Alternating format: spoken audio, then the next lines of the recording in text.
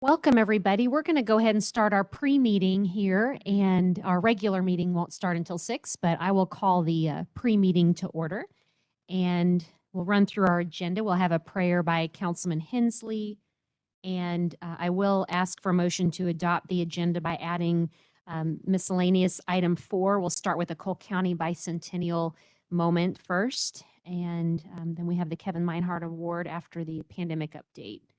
Christy will be joining us either in person or online. We're not sure yet. Presentations from the gallery. We have Mr. Kroll on the clarification of the policy. Do you want to give us a summary? This is follow-up to prior discussions with budget committees, finance committee, and administration committee to seek council's clarification on merit increases for city employees in at least one separate fund. Any questions? Okay. Next, we have announcements. So I'll call on, like usual, through the committees if there's anything over here to mention.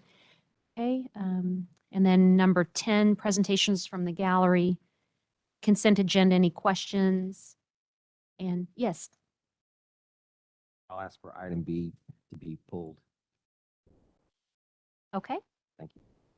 And then item 12, bills introduced, number 72, Mr. Marash. This is a contract to evaluate both the Jefferson Street parking deck and the Madison Street garage, top to bottom, issues at those, and budgets had to figure out what to do. Any questions? Item 13, number 68, Mr. Marash, or is that going to be Ms. Miller? Basically, this bill would authorize putting together on wastewater bonds in April. Last summer, council was good enough to update the rate table. So our current rate table supports up to about $1 in bonds, and that's what should. Any questions? Okay, number 69, Mr. Marash. Wastewater item, but this is basically code to reflect federal regulations. Things in it are like requirements for dental offices to do certain reporting. It's a federal thing. They're probably already doing it, but we don't have it in our code yet. Changing some of the limits and some of the things that are allowed to be discharged into our system. Record keeping requirements, so we're actually going 5 down to 3. So that's federal rule. Any questions? Okay, number 70, Mr. Marash. Yeah, another wastewater item. So this would basically set a new rate on our high strength waste released to the city system. The last one was put in place in 1987, so it hadn't been updated. But basically, looking at surcharges on our BOD, biological oxygen ban, suspended solids, things like that in our waste streams that maybe industries might want to release into the city system. Any questions? Thank you. And number 71, Mr. Molman. Thank you. This bill had some changes to the city code, specifically Chapter 1, providing some additional protections to the city in cases where we have to enforce our city code, and also in instances where the city code is challenged. Essentially protections I'd be happy to get into more detail at the meeting. Any questions? Resolutions, number 18, Mr. Kroll. This will be a resolution designating the Fraternal Order of Police as a collective bargaining unit for both exempt and non-exempt police officers, although there will be 2 separate committees representing those 2 different groups. Any questions? Number 19, Mr. Molman.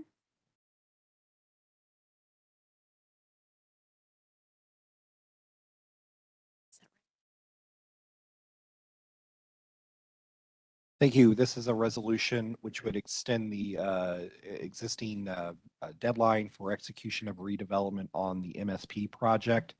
It would actually extend it in a manner that would conform with existing deadlines that the city has with other MSP-related projects, specifically the state contract for land conveyance, which had its own deadline, and then deadlines that are associated with the city's EDA grant, the Economic Development Administration grant.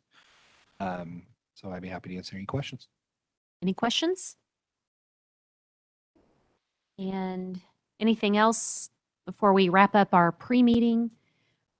And Councilwoman Wiseman, I don't know under announcements, do you want me to call on you to talk about the USS Jefferson City at all? Do you want to give any announcement about your journey?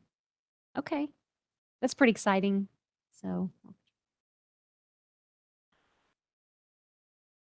and we will also do a quick introduction of the County Bicentennial Committee, which is not on the agenda, but we're going to move to amend it under item 4. So we have members here to just give us a briefing. We just did the dedication outside on our way in here. So,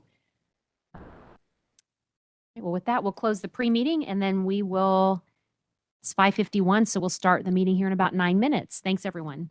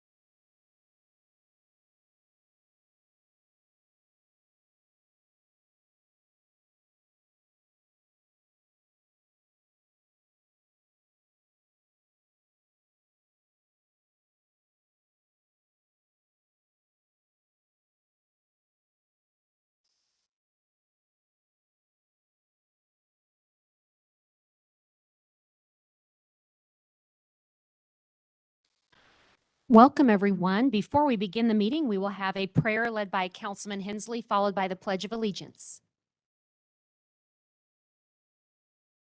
Just to be generous, just to serve our neighbor,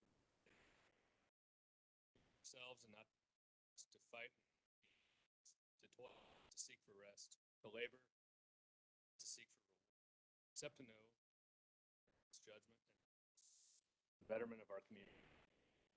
Pray especially for our neighbors who work to secure and protect our public safety, put themselves between danger and the rest of us night and day. Grateful for them, for all that they do to keep us safe. For all of the unspoken intentions of those assembled here, we say amen. Amen. Allegiance to the flag, States of America, to the republic, that stands one nation under God.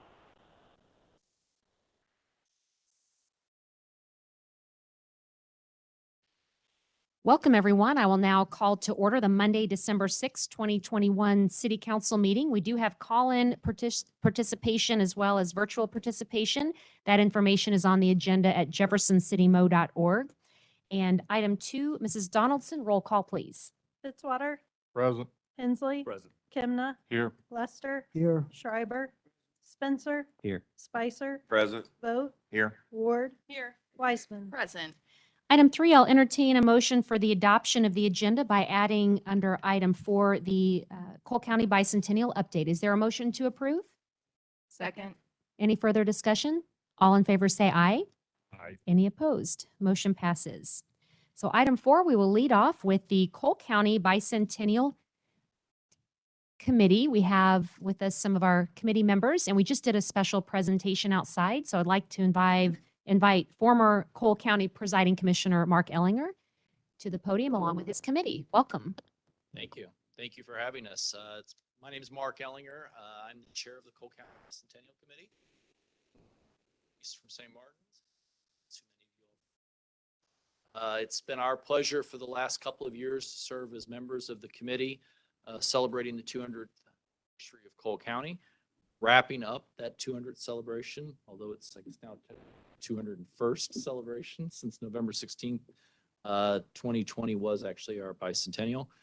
Today we dedicated out on the Adams Street side of City Hall a monument commemorating the bicentennial of Cole County, dedicating that to the city of Jefferson. It's our pleasure to have done that, and that's I think a gift, as I would say, from all the citizens of Cole County to the city of Jefferson that we were really pleased to make, and I'd encourage folks to go see it. I think turned out to be a beautiful monument and a great location. I'm also here with a proclamation that was presented by the current presiding commissioner, Sam Bushman, along with the other two commissioners, Jeff Helsher and Harry Otto, to Jefferson City in commemoration of the Bicentennial Monument and the history of Jefferson City as it is, we know, well entwined with the history of Cole County. So if you don't mind me coming forward, I'll present that to the mayor. Thank you, Mr. Ellinger, and we appreciate that. Thank you very much. And also for the gift of the monument. I know you have those in all of the different cities and towns around Cole County, and what a wonderful commemoration and how appropriate to have it right here at City Hall so everyone can enjoy. It's our pleasure to do that. And in, I guess, as I said earlier, in about 3 years and a few days, it'll be your all's bicentennial for the city of Jefferson, and we're excited to see that celebration too. So thank you all very much. Well, thank you, and also to your entire committee for being here and also for the work you did for the Cole County's bicentennial celebration. Does council have any questions or comments? And several of our council members joined us outside on the lawn to dedicate the monument, so we appreciate that. And if there are no other questions, I'd love to get a picture of council with the three of you. If you'd come forward, we'll get a picture. Thank you.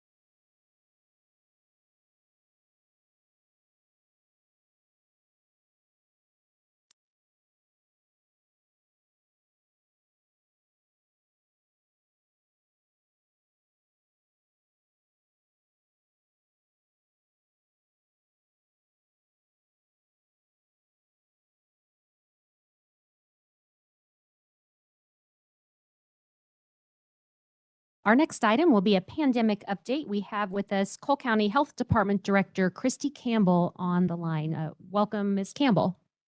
Thank you, Madam Mayor, and thank you for allowing me to join virtually tonight. Unfortunately, statewide, we have seen an increase in COVID cases over the last few weeks. Thankfully, hospitalizations have remained steady. You know, as anticipated with other viruses, there are natural peaks and valleys in the number of cases, and we're hopeful that with the natural immunity and vaccines, we won't see the higher peaks that we saw in last November or earlier this year. But we have, of course, seen some increase in cases. Vaccines are still available at healthcare organizations and the retail pharmacies here in Cole County. We offer vaccines at the health department on Thursdays. Right now, over 52% of Cole County residents have at least had one dose of the vaccine. We are currently updating the most recent Cole County vaccination and testing flyer to include the pediatric vaccine availability and also the monoclonal antibody locations. There are a few places here in Cole County that people who have been diagnosed with COVID-19 can receive the monoclonal antibodies. It is with the doctor's order, but we want to make sure and get that information out to residents and physicians. And we also want to make sure everyone knows that it's not too late to get your flu shot. They're available at multiple locations in the county. And there's also 2 free COVID-19 testing events coming up in Cole County. They'll be from 10 to 5 on December 12th and the 26th at the American Legion on Tanner Bridge Road. So, I just wanted to make my update brief tonight, but I'd be happy to answer any questions that the council had tonight about COVID-19 or other things. I know that there's been some reports lately of, you know, hospitals being full or this or that, and we are seeing an increase in all other communicable diseases in the county and the state, not just COVID-19. So it's been busy time for staff. Thank you, Ms. Campbell. You did mention that you're updating the sheet with the information about where people can find vaccines and testing. Where can people find that sheet of information? It's always posted on our website, colehealth.org. And once it gets updated, we'll also share it via social media, and it's shared by all of the healthcare organizations as well. But it is always posted on our website, colehealth.org. Thank you. Are there any questions or comments? Councilman Spencer? Yes, I just want to again, echo our community's thanks for what your department's doing on our community's behalf. Just have a quick question as far as and I always have a tough time pronouncing the Clonal whatever. antibodies. Yes. Antibodies. Are we pretty well supplied with those and do we have an understanding of what the new variant does in respect to that kind of treatment? Sure. So the Department of Health and Senior Service in the state does have a cache of those monoclonal antibodies that the hospitals can request if they start getting low. So I've not heard anything from them about having a shortage. I know that they are busy administering those as needed, but they have not expressed a shortage at this time. As far as the new Omicron variant, I have not heard a lot about what the effect the monoclonal antibodies have on that variant. I have heard that it might be more contagious, but it's less virulent. So that means the symptoms are more mild and it's has less deadly effects on people who get it. But again, I'm not sure about the monoclonal antibodies, and I think that it's just so new that they don't know just yet what if that treatment will be helpful. And just one other little follow-up. What Sure. is the time frame for getting that treatment? I've heard anywhere from 48 to 72 hours. You have a window there to have the maximum success rate for treatment. Right. I have heard also that most doctors want you to get fairly quickly within 2 to 3 days of testing positive or symptoms starting. So yes, the best thing to do is to receive the treatment very quickly after testing positive. So I think it kind of depends on the doctor, but they definitely want to get it within 3 to 4 days is what I've heard. Thank you very much. Appreciate it. No problem. Thank you. Thank you. Are there any other questions or comments? Okay, as always, we appreciate the updates. Thank you again, Ms. Campbell. No problem. Thank you. Mhm. Item B, we have with us this evening the presentation of the 2021 Kevin Meinhardt Award. The recipient is Mitchell Woodrum. So Mrs. Strope is going to give us an update. And at this time, we'd like to invite, we have members with us of the Meinhardt family and also award recipient Mitchell Woodrum. We'd invite all of you to come up front to the podium for the special presentation. I will note that we also have Cindy Meinhardt on the meeting as well, joining us virtually tonight. Welcome. Thank you. I am pleased this evening to present the Kevin Meinhardt Memorial Award for Distinguished Public Service. And I'd like to start tonight with some introductions. We have Molly Meinhardt here, who is the daughter of the late Kevin Meinhardt. Bob Meinhardt, who is the brother. And I believe Bob's son and granddaughter are also here in the audience. And as the mayor mentioned, Cindy, Kevin's late wife, is with us online tonight. Because of weather and pandemics, we have not had a chance to bring everybody together in a few years. So it's really nice to get everybody back together for this award. So talk a little bit about Kevin. So Kevin served on the city's Board of Adjustment from 1997 until 2012, when he passed away unexpectedly. During his lifetime, he demonstrated commitment to public service and continually represented the highest standards in ethics and professionalism. And the employees of the city of Jefferson City, the mayor and the council at the time, all expressed their gratitude for the example that Mr. Meinhardt set, and thus the Kevin Meinhardt Award, Memorial Award for Distinguished Public Service was born and has been presented annually since then. Nominations for this award could be submitted by any member serving on any board, council, or commission or committee, including any staff liaison or any city council member. And the candidate selected displays public service devotion, excellence, and professionalism, outstanding enthusiasm, and reflects the highest ideals of citizenship in their conduct. So I'm pleased to introduce this year's recipient, Mitchell Woodrum. Mitchell's with us here.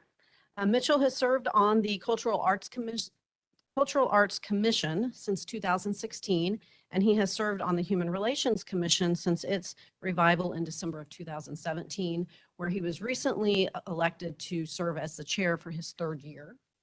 We appreciate. He's also president of the Capital City Cinema and a board member of the Jefferson City Arts Foundation and the Missouri Contemporary Ballet. And as staff liaison to the Human Relations Commission, I can personally attest to the commitment that Mitchell gives to the boards in which he serves.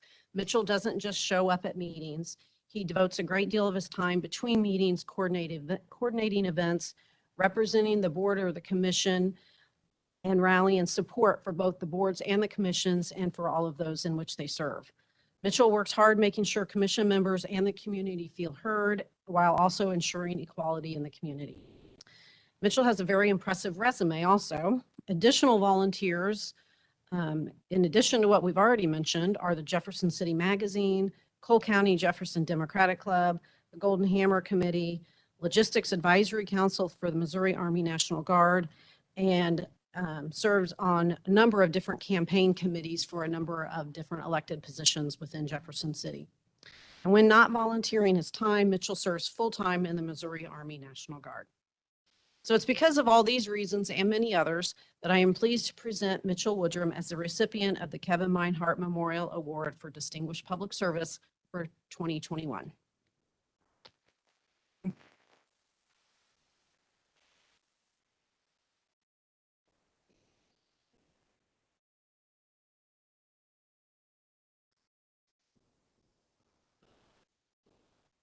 Appreciation of the city that you can.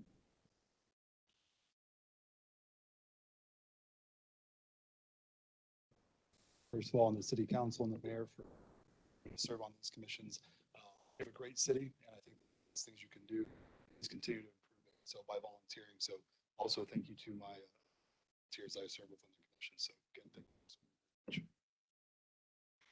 Well, thank you all very much. We want to thank the family of Kevin Meinhardt, and he really shows the spirit of what it's like to serve the public and serve Jefferson City in the role on city boards and commissions. We have countless boards and commissions and members that serve on them. And our city wouldn't be what it is today without all of those volunteer hours that are put in and the dedication that goes along with that. And Kevin was such a wonderful example of that to the community. So it's exciting that we get to carry on his legacy and carry that forward by recognizing board and committee members and what they do. So we appreciate your family, for those of you that are here with us tonight, and also for Cindy joining us too, that you all still remain committed to this, to the city of Jefferson. And we love doing this in memory of Kevin. And also, Mitchell, your service to the city in many capacities is appreciated. I know the minute you moved to Jefferson City, you just jumped right in and got involved, and that's evident. And we appreciate what you've done for all these boards and commissions. And also thank you for serving our great country. With that, I'd like to read this. It says, the Kevin Meinhardt Memorial Award for his distinguished public service presented to Mitchell Woodrum in grateful appreciation of your volunteer service to the city of Jefferson 2021.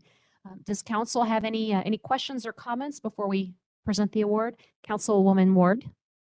I too would like to thank them for sharing Kevin's spirit and memory, just continuing to honor those who dedicated like this. And I'd also like to share in congratulating Mitchell. I serve as a city liaison for both of the commissions that he serves on. He was instrumental in reviving the Human Relations Commission. I also agree with what Gail shared with us regarding your service. And I have witnessed that you are very passionate about our community, our community, and the lives of the residents who live here. And I'd like to personally thank you. Thank you. Well, at this time, I would invite you all to come forward and we'll take a photo. Thank you.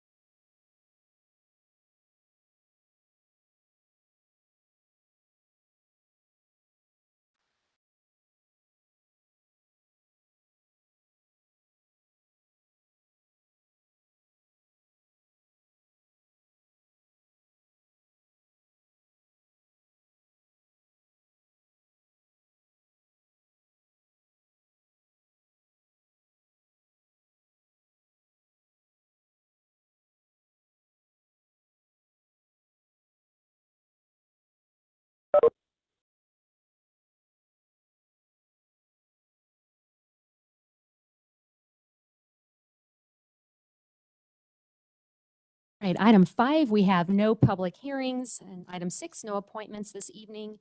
Number 7, we have item A, clarification of city policy direction regarding the implementation of pay for performance merit pay increase for city employees. Mr. Kroll.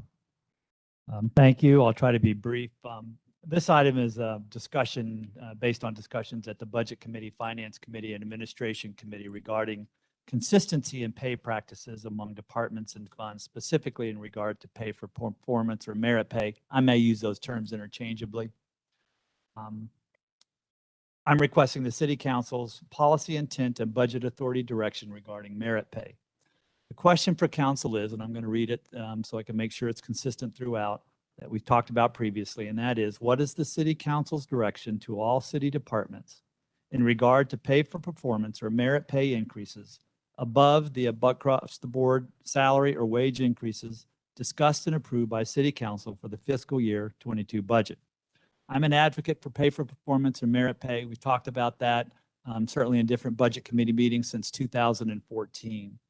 This particular item is not about an individual fund or department or funding either a specific amount or manner. It's not about a pay philosophy. It's not about the pros and cons of merit pay.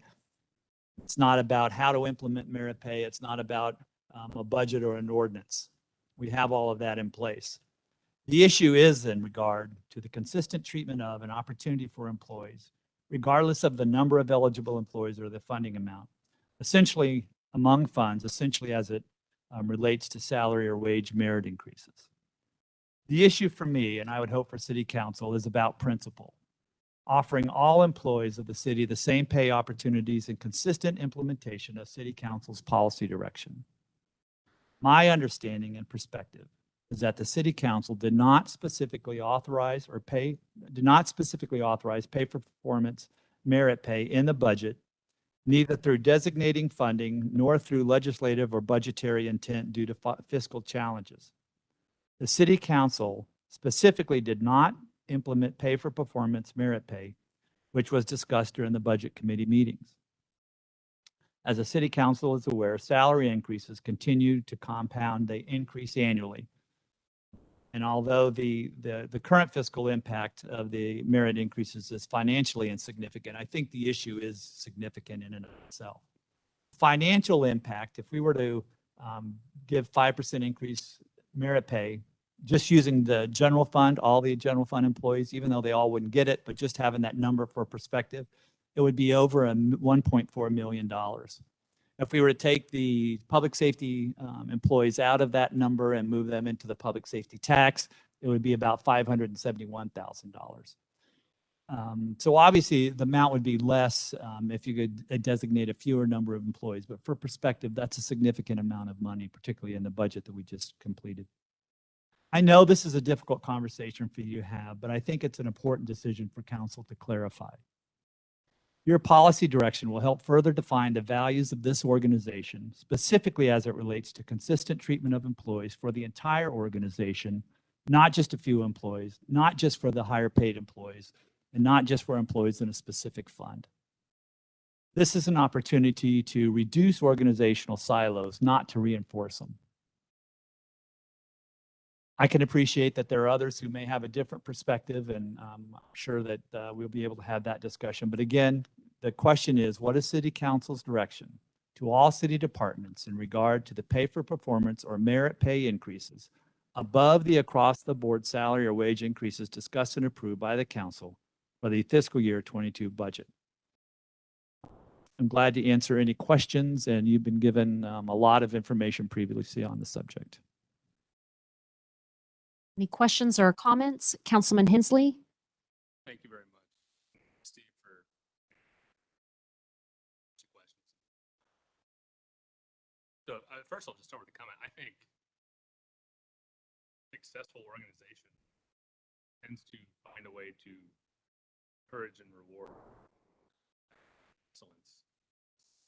Workplaces, I think something like this, whether it's called this or whether it operates in exactly the same way, it's essential if experience in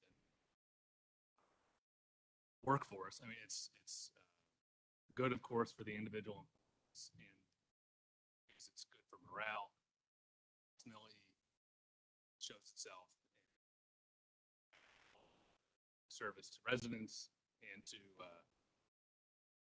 satisfaction in the service they're getting. Going to have one, you absolutely have to find a way to make it consistently apply, faithfully apply. So all that being said, I hope at the end of this that we can find some way forward to all this or some version of this, but it's going to take a lot of work and discussion. First, just on the city's merit pay program as it exists currently in the program manual. Can you just give a basic description of how it is designed to work, more or less? Brief version from my point of view. Once an amount is budgeted and approved by the City Council, there's a process in place, and it begins with performance evaluations. We have a set form and a process in place. And so annually, those performance evaluations are completed, and then there's some percentages that go along with that. So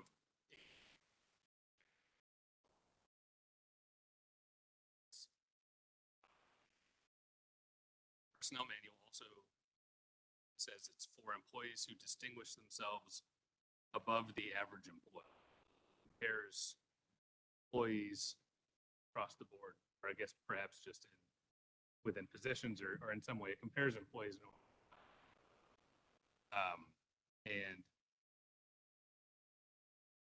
And then you reward those who are performing from personal. So I'm just reading the personal. It also says that it's for employees who are not covered by a work. I'm just curious whether, are we assuming that work agreement means a bargaining agreement? Okay, yes. It's not some sort of individual. The other option I was imagining, some sort of performance improvement plan. This is a collective bargaining. That would be my interpretation, yes. Okay. So I looked through the math in your cover memo. But said that general fund employees not covered by a work agreement, 5% across the board would 571,000. It's helpful for me also to break that down into what later. So that I broke that down to be $114,236, and that would be the increase in salary across the board. That's current salary. But if we are following the personnel manual and only to top half of performance, who are performing is above average, and if we also assume that performance is not directly related to current pay, that is, the top half is not necessarily those being paid the most in a position, but that high performance is scattered throughout workforce. That 1% for the top half of performance is just over $57,000 per year. 5% is about $285,600. Just giving it pursuant to the personnel manual, top half of performance. And again, not everybody would necessarily get the 5%. I would assume curved distribution based on performance, more or less curved. And this is all ballpark. And I mean, spoiler alert, when I get to this, it's still a big number annually. But I just wanted to give my perspective on the numbers and what we would actually be looking on an annual basis in terms of it. So if you're assuming more or less bell curve 2.5%, 3% to the top half of performers, that's something like 171,000. Still a lot. There's one other sort of point of reduction that you can make in your policy. Because it says that employees who are at their pay range maximum, rather than being eligible for salary increase, they are eligible for an up to $1,000 one-time bonus. So there we wouldn't be salary,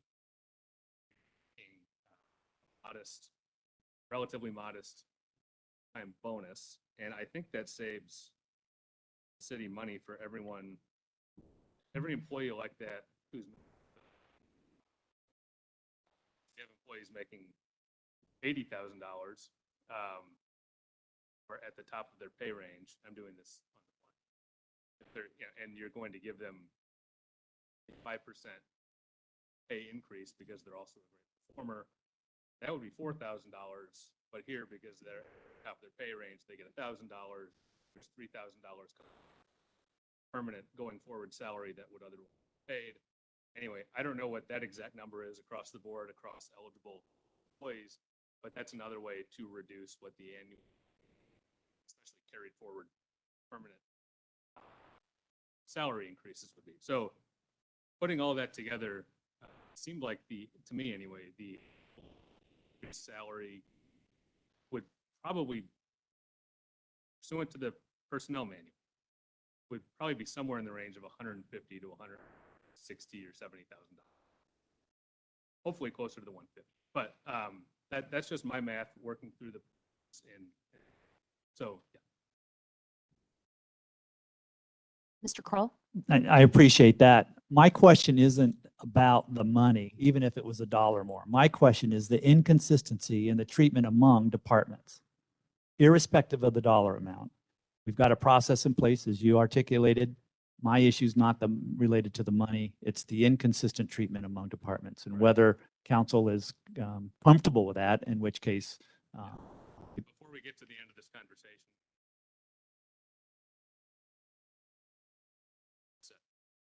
but I do appreciate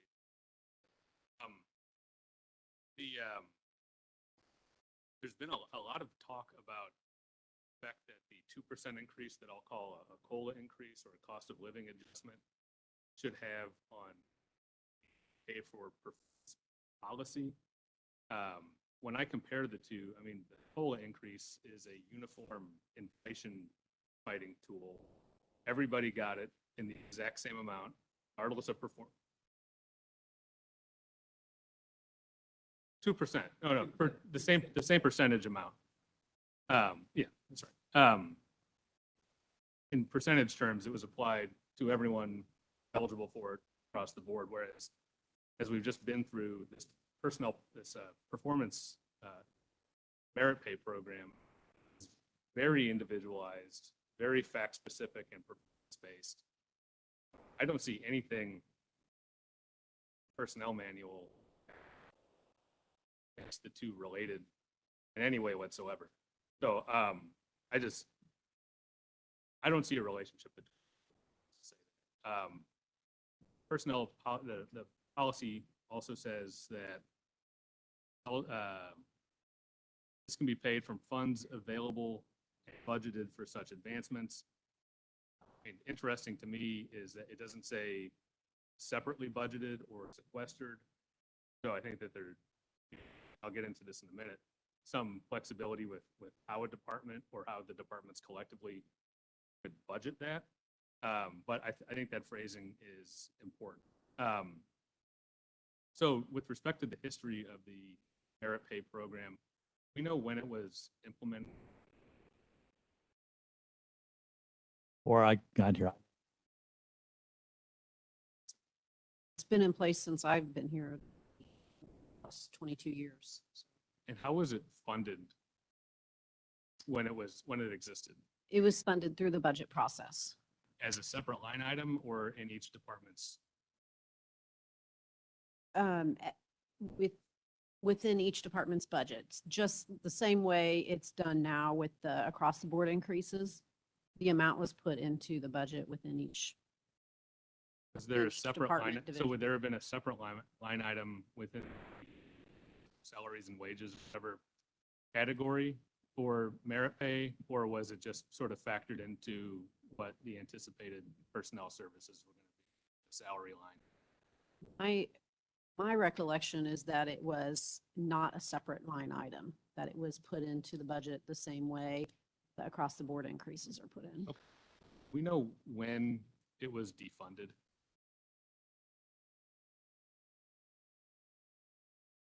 And how it was defunded.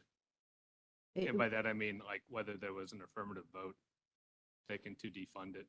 Yeah, I mean, it was just through the budget discussions with the amounts that were budgeted, just due to very tight budgets. So it was never a discussion like, we don't want to do them because, like, we don't like them or anything like that. It was just a matter of what could the budget afford. So that might be why the program was defunded, but not.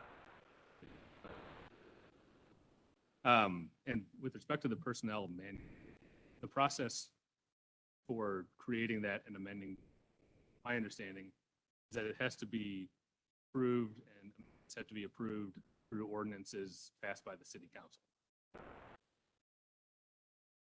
That's correct. Okay, so even if tonight council wanted to make this portion of the personnel, couldn't do it, at least tonight, because we're not looking at.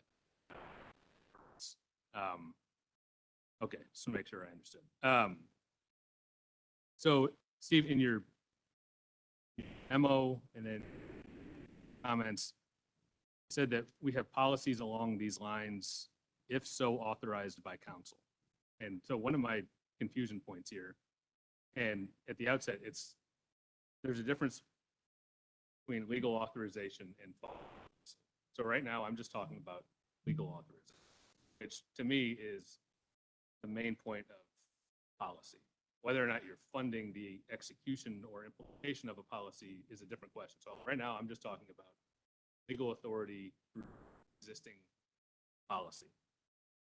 I don't know that there's any doubt at this point with those definitions or within those guidelines that merit pay program is in personnel manual, it's authorized by council, is the current policy statement with respect to existence or adoption of merit pay program. I'm wondering though, what the basis is for thinking that the council has to reauthorize this particular policy. And if that's not what you're saying, then that's fine. Okay. Great. So, I mean, to me, within those guidelines, like there's not a policy uncertainty. Policy was approved by the council. It stands approved. There's no contention at this point that there's a reauthorization policy that's required. It speaks for itself. In my opinion, it's completely unrelated to an unaffected COLA discussion. Completely different things. To the point of the COLA thing being sort of a red herring. We have a merit pay program, but again, legal authorization and funding are different things, and issue would be at this point how to fund this. So we have to look at options as was, I guess, as it was done before. The administration could intentionally make sufficient amount into salary projections come budget time, sufficient to cover these. Agree, I guess, with past practice that it would be budgeted in that case. Personnel manual. It's not been done like this for some years. It's certainly not done like that now. The other option is, kind of discuss this, or someone mentioned, I believe, mentioned it in the administration committee meeting, that have a separate line item set as a bucket from which to distribute merit pay increases for all of the general fund departments. In any event, though, there haven't been pink sheets submitted for this in terms of a funding item. I don't think even tonight you're requesting supplemental appropriation to do this. So I'm not, after going through all of that, after reading through these materials and sitting through several meetings, I'm at a bit of a loss tonight as to what the administration is actually asking the council to do, because the policy exists, authority is clear, but the administration does not have the money and has not requested the funding to do what it's asking to do. So in any event, I mean, again, I'll land the plane here, but I think these programs are good and necessary. It's a big challenge. I don't know how to solve it, but without knowing more about some of this history and propose a fix, even if we were allowed to do it tonight, I think we need to eliminate all options. This kind of program. Thank you, Councilman Hensley. I'll call on Councilman Lester, and then if Mr. Kroll could respond to a few questions then before we continue. Councilman Lester? I say, I don't think it's, questions about policy. I think the policy's there. But the way I look at the policy, it requires, funding through the budget. That's not there. And I don't think there's a question about keeping or eliminating, program with policy. It's just that we didn't, in the budget process, fund it. But anyway, I thought about a guidance statement. The system for awarding employee merit pay increase is to be consistent across all departments and allowed only if funded within the budget approved by the city council in accord with funding limits defined in the approved budget. I think that would be an appropriate guidance for this policy. You know, we could get into numbers and stuff, but I don't think that's probably the time. Mr. Kroll, why don't you respond to some of the discussion, and then next hand I saw was Fitzwater and Spencer. Okay, so that guidance statement sounds fine to me. It's really not about all the things that I said earlier. It's not about the pros and cons of merit pay. It's not about how to do it. It's not about ordinances. It's not about eliminating. It's not about A, B, C, D, F, G. It's about, do you want different departments implementing merit pay differently? One does, the rest of them don't. It's inconsistent. That's really the question. It's not how to do it. It's whether you want it done in a particular way or not. I don't know if there's any other questions that I didn't answer yet, but that would be my perspective on that.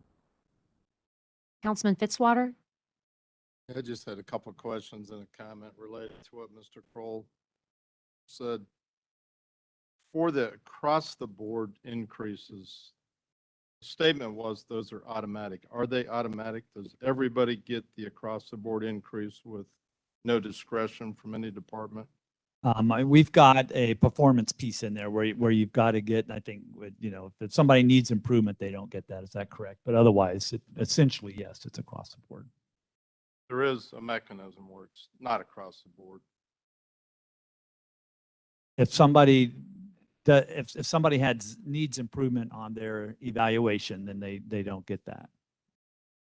Does that answer the question? Yeah, I just So was yeah, curious if it's truly across the board, if there is another step in there. Apparently there is another step in there. Maybe it's not utilized a lot, but there's an opportunity for someone not to get even the cost of living increase. Yeah. So when the ranges change, like they did with 3%, the range across the board increase was 3% and the pay ranges moved 3%. Every employee, regardless of their performance, got the 3%. Okay, so everybody gets what the council budget directed across the board. So in some years we've done where we didn't move the ranges the same amount that we did the pay increases. And so if that was the case, they had to have at least a meets expectations or above to get that difference. Okay, my second is, have there been any merit increases since we approved the new budget in any of the funds? Has anybody received?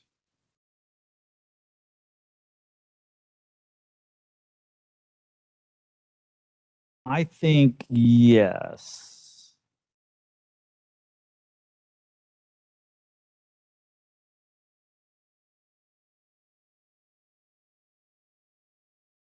I know there was one within the don't last couple know. of months. Yeah. I just don't remember. I don't remember the exact specifically. date. It might have been September, October. I'd have to look up the exact date. We've been talking about this for 4 years, so. But Yes. Yeah. So the process is, once someone says that there's a merit increase, does that information go to HR to be built into their new salary level? Right. So if I get a personnel action form that's been signed off on to increase the employee's salary, then we just payroll system, we increase their salary. So that gets back to my comment. And I read your document the way you explained it, that it wasn't a question of policy. It was a question of, are we allowing some departments to do things that others don't have the ability to do? And I don't particularly think that's appropriate. And I think it ought to be across the board. Everybody ought to have the same opportunities. And I know you have been talking about this, and we have done a very poor job of correcting it or trying to address it. But I think it's critical, and I appreciate you bringing it up, and I think we do need, I do agree with Councilman Lester. I don't think we put money in any of the budgets to do that. I mean, I think we argued what we could do, and, you know, the recommendation came to us at 3%, and I think my recollection was council adopted that, but we did not put additional dollars in, and I think you're accurate. I think if we're going to do that, it needs to be consistent, so at least all employees have that ability, or at least the ones that qualify. If they're in bargaining agreements, that wouldn't apply. And that, two, that the council build dollars in to be able to control what that is and trust the professionals that we hire to distribute it. So I appreciate you bringing, that's the way I interpreted the document. That's the nature of thought the it was- request, yes. That was your request. Thank you.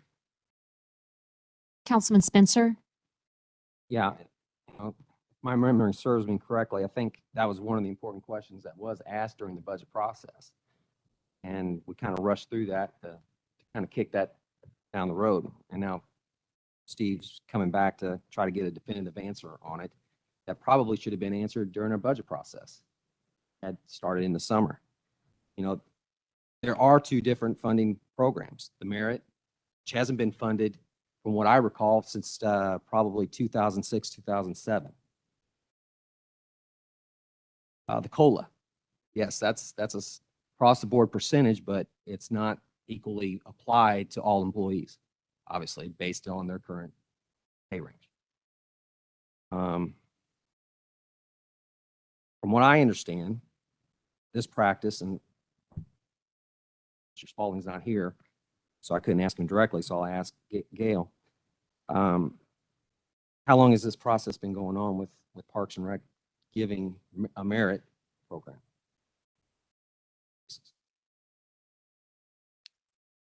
I would say within about the last 5 years.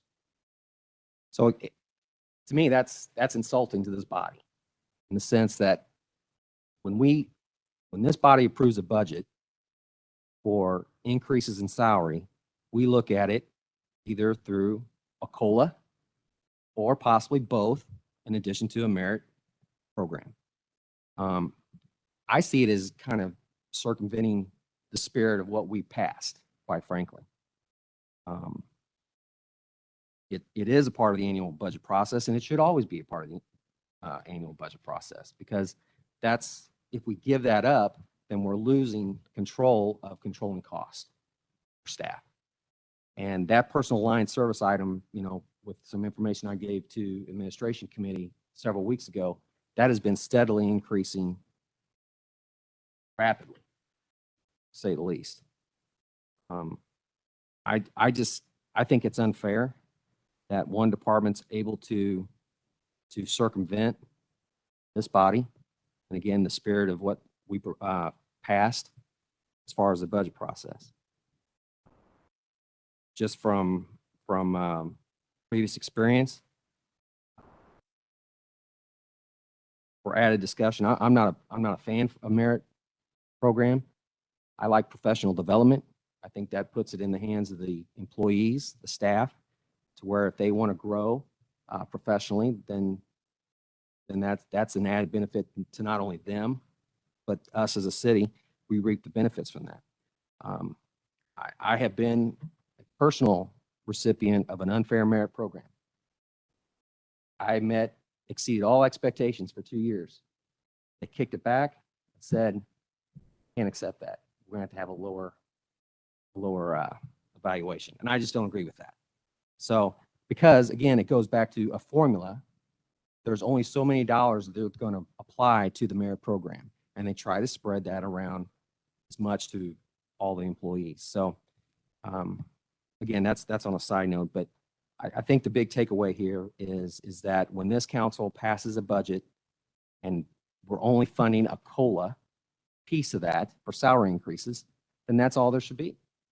It's not fair for another city department to, as I say, circumvent and do not fulfill the spirit of what we passed during the budget process. Thank you. Councilman Hensley?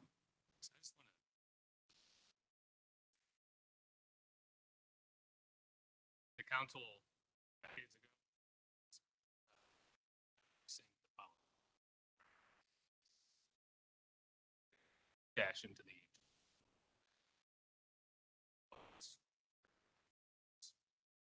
policy exists still.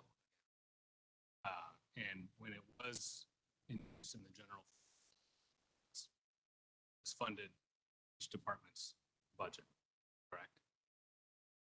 Baked into their budget for salaries. So I totally understand cross-department fairness piece and needing to ignore that, because I think that's been probably the next few months. But in terms of what this other department that I guess I don't see how what they're doing is contravention of personnel manual, even in contravention of what we passed. We passed their budget that included personnel services numbers. And if they followed past practice, policy that still exists to fund those as they are able to, I don't see the violation. I totally understand the fairness element, but I'm not seeing the violation. But I hope you all can understand that.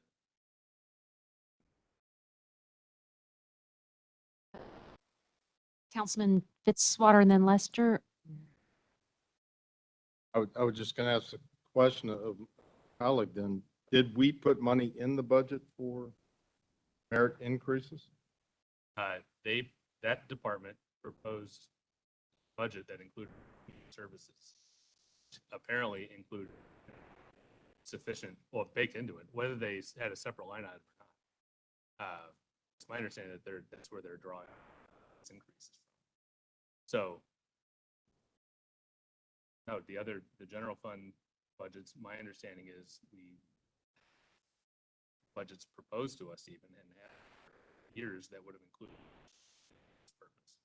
So, I mean, there was really, unless we wanted to, on our own, create a number, ask for a number, fund this, we haven't had this proposed to us as an actual budget item since I've been on the council. I look back through my budget cycle and I haven't seen any pink sheets. Mr. Kroll? I was just going to say, I think that was my recollection too, that there wasn't a specific dollar amount asked for it. I mean, if we're saying that if you have savings in your line item, you can expend it for merit increases. I don't remember us saying that. I think we have a professional that runs our city that has interpreted this much different than what's been allowed. And I think that's the question to us. And I think the councilman indicated this thing grows out of control very quickly if we don't put some parameters around it. And I thought the way we put parameters around things was to budget for them. Well, I missed that in that department's budget. Some others may have missed it also, but it seems like to me, it's a very clear question. We can allow this or not allow it. We did not account for it in the budget, so to me, we don't allow it. Councilman Hensley? Yeah, again, I don't think that we're in disagreement. I'm not saying separate line item. But my understanding from the explanation about built into the personal services category, how they are currently doing it.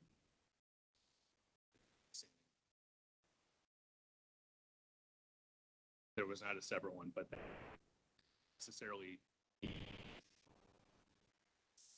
practice. Councilman Lester? So I'd only say that I don't, I think the way the policy is, and the way it was practiced in the past, to fund merit pay, it should be explicitly in the budget. I'm not saying that Parks tried to go around that or anything to avoid that, but for consistency across departments, we need to have it explicit. Otherwise, if you have what has been happening in the last 5 years, you're going to have increased inconsistency. Anyway, we just need to reestablish that consistency and have something that's approved through the budget process by the council. That's my opinion.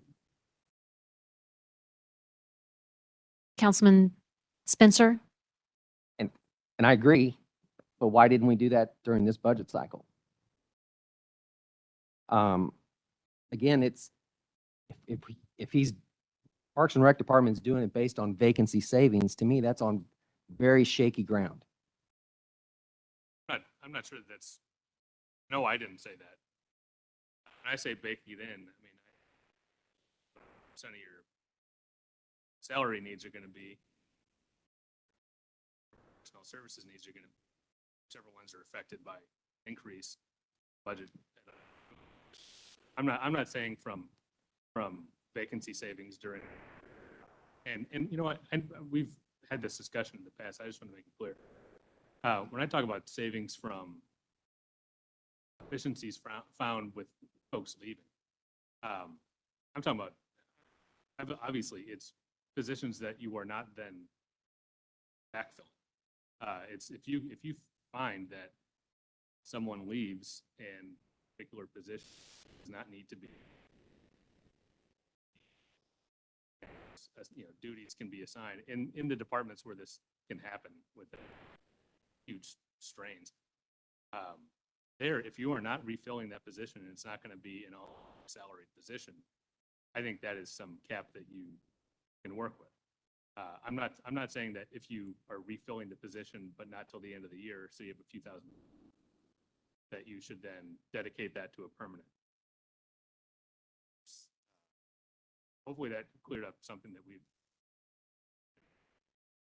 conflicting understandings on. But not all city departments have that luxury. True. So again, our job, this body's job, is to find that balance. And I think we missed and squandered an opportunity of doing that during this budget process. Now we're going to, wait till the next budget process possibly to give a definitive answer. I hope not. I hope this body can come to some agreement, understanding what should be allowed and what shouldn't be. But again, this has been going on since 2018. For us to be engaged with it is a little concerning. This might be a good time to circle back to Mr. Kroll. I know that we've had a lot of good discussion, and I know that you asked in the beginning, what is the council's direction for consistency? And maybe it's not as simple as there's option A and B, but could you maybe clarify just a little bit, circling back to what maybe some specific options of direction that would also help you? I think Councilmember Lester's guidance statement would certainly address that, but different options would be it's not a process or a procedural piece. All those pieces are in place. I think the options would be is some direction to the departments that council's intent, their intent of what all was done with through the budget and the policy is not to have that differences among departments. The other option would be as city administrator, you can start spending those budget savings as well. And I'll be glad to do that. I'd love to do that. I don't think it's the right thing to do, but I mean, if that's council's intent, I just need clarification on what you all want. It's not coming up with a new system and processes and ordinances and procedures and all of that. And it's not about a violation or anything. It's really, what did you all intend to happen? And I'm going to make that happen. I just need to know what it is. I'd appreciate a response. I think our employees deserve an answer. It really is that, in my mind, that simple. We have a potential merit performance pay guidance from Councilman Lester, and Councilman Hensley has his hand A up. couple questions. The administration ever experienced since the time that funding taken out budget for there been a request submitted to the budget committee to place or to insert funding to pay for this program? The answer to that is no, and there's some pieces to that. One, the reason for that is because we underfunded. We didn't have enough funding to do across the board to the level of degree that I thought should be done, which was above 2%. But in every budget memo that you received, certainly the ones that I sent to the mayor, and I think the ones that you received, I know at budget meetings, we had the discussion very briefly about pay for performance and merit pay. There's a paragraph in there. You should probably have it in your packet. We didn't talk about it, didn't request funding for it because in my mind, there wasn't sufficient funding to fund all the other things that we talk about. And I say them every year. We're not funding salaries, we're not funding equipment, and we're not funding facilities. And now we're having problems with going to be having on health insurance. That's typical. I mean, cities make those kinds of priorities and you all make those decisions at budget time. So no, I didn't recommend it because I didn't think we could afford it. Yeah, thank you. My opinion is hasn't been submitted, and it is simply a matter of how to administer the departments. I don't know why we would have spent time during the budget on this topic. It's not a budget matter. It is a personnel administration matter until the time that we are asked to increase funding. Obviously, there are differences of opinion there, but I mean, not every single matter touches on the city's government. It's a matter for budget committee, which we all sit on anyway. So having it during this meeting or several months ago, no request for funding, talking about how to interpret and administer the personnel. So thank you for your indulgence in me. Councilman Spencer? There wasn't a request for it because I can only assume there just wasn't funding for it. And again, it goes to the spirit of understanding from what this body passed for a budget and then having a department director violating it. That's the way I interpret it. And that is concerning. It's been going on since 2018. And so I have a question for Ms. Gale here. Has HR been getting performance appraisal evaluations from all Parks and Rec employees? We've certainly been getting them from the Parks and Recreation Department. I haven't looked recently to see if every single employee has received one in the past year, but yes, we definitely are receiving them from the department. From all employees? Like I said, I mean, yes. But you don't I know mean, for sure. I mean, but right. that- I but haven't you think- looked to you think they verify are. every single one of them has gotten one, but absolutely by far the majority has. You know, I won't speak on behalf of department directors, but if it's a component that we're not funding, I don't see the real value in continually going through that yearly exercise. I mean, as a former captain, it took a significant amount of time to evaluate anywhere from, 2 to 3, 4 individuals. So if we're not funding that, then let's take that off their plate and not give them, something more that they really don't have to do. So it's a side. Excuse. One last thing. So if you're wanting a definitive answer, Steve, I do not support, unfortunately, giving you the authority to give merit increases. Because I don't approve of giving any departments that ability at this time because we don't have the funding for it. Councilman Hensley? And just, I guess, a point of, can't make a change by actually or impact.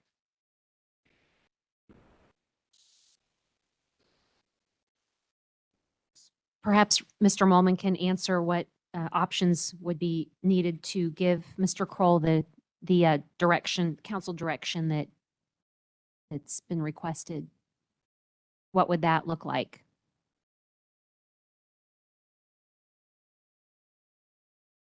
If the exercise is giving Mr. Kroll direction, the council could certainly do that tonight.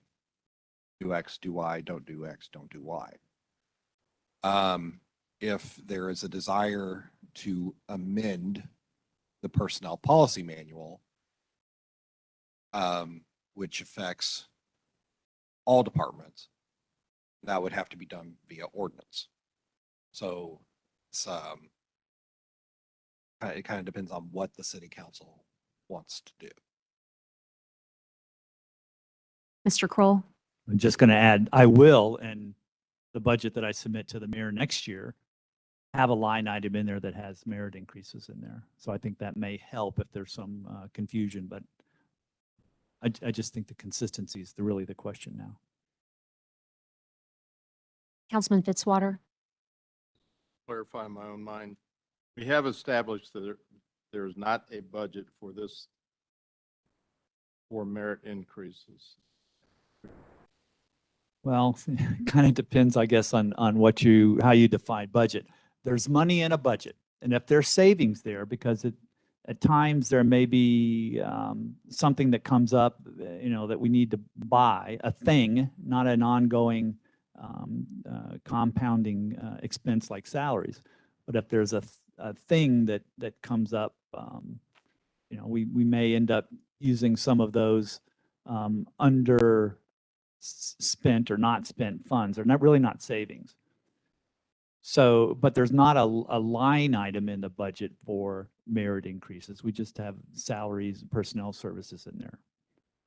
So am I answering the question? Give me another shot. Say it again. Well, is it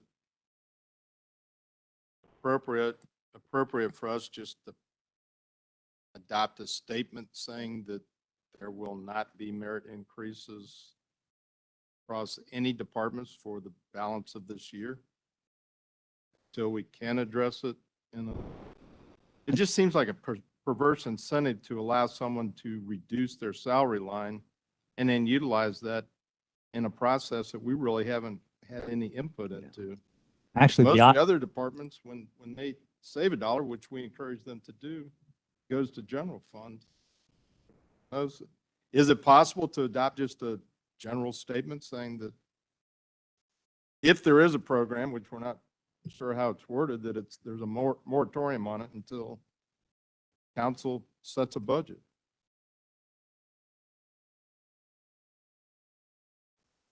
And it may be the statement. After Mr. Molman answers, then Councilman Lester has a comment. Yeah.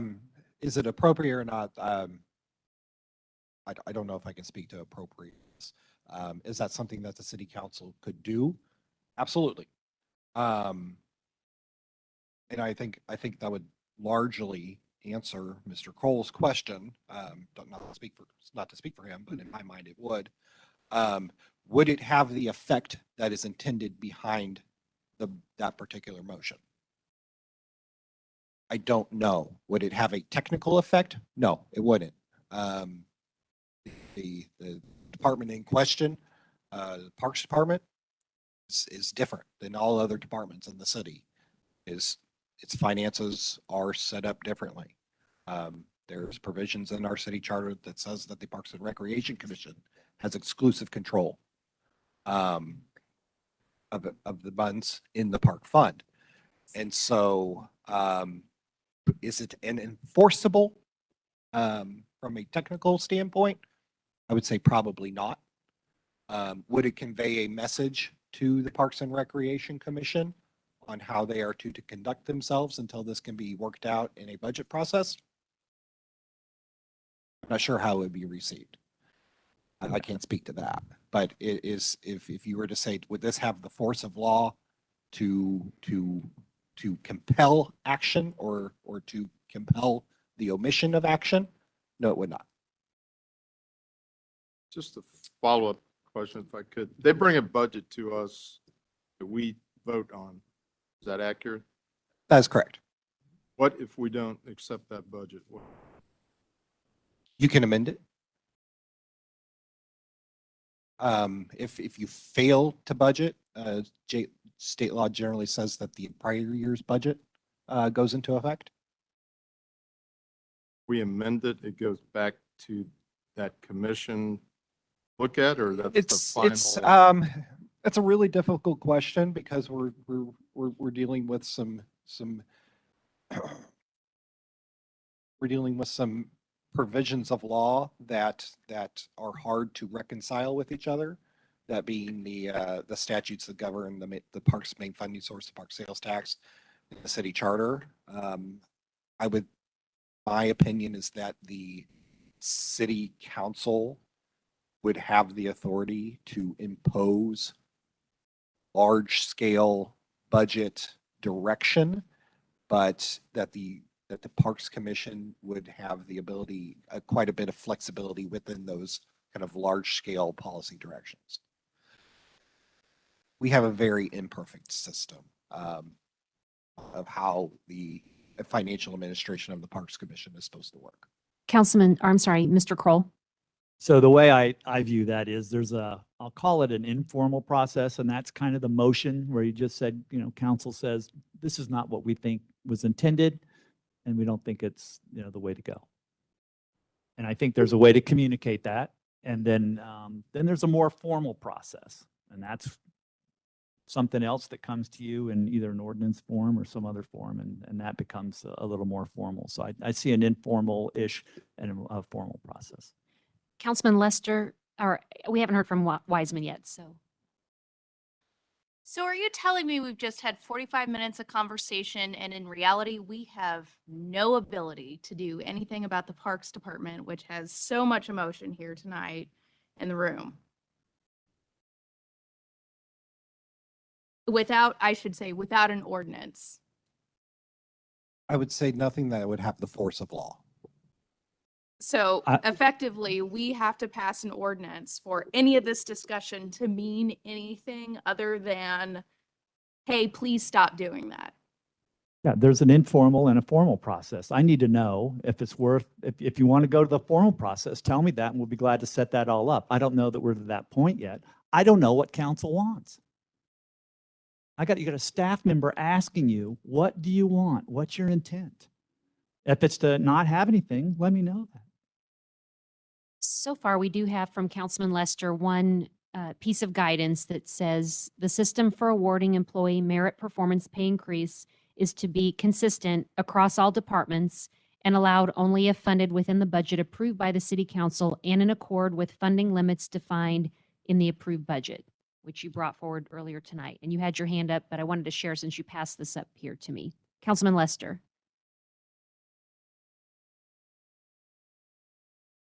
I was just going back and looking at the policy manual, the statement that merit salary increases shall be made only in accordance with this policy and shall be further limited to the funds available and budgeted for such advancements.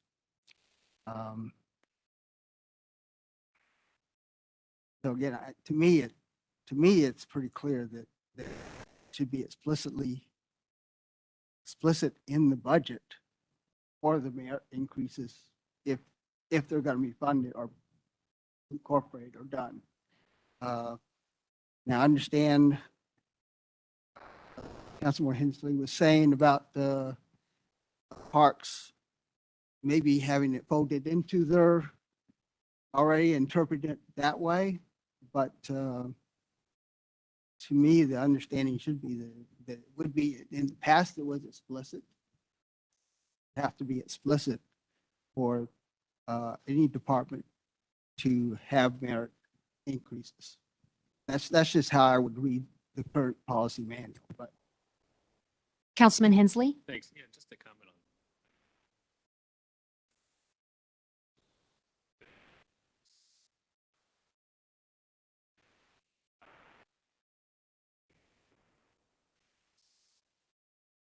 Past when it was heard tonight was separately as an expense, but it was instead personal services line change.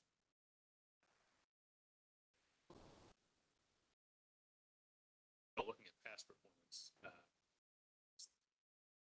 maybe I heard that wrong. I thought it was, when it was done in the past, that it was in the budgets as an item explicitly. Mrs. Strope? No, my understanding is that my recollection is that it was all folded into the salaries within the budget. And I don't recall a separate line item for that. But in the budget process, it was discussed. So it was, for example, they would say it's a 2% across the board increase and an average 3% merit. And then those amounts would be put into the salaries within the budget. Councilman Spencer?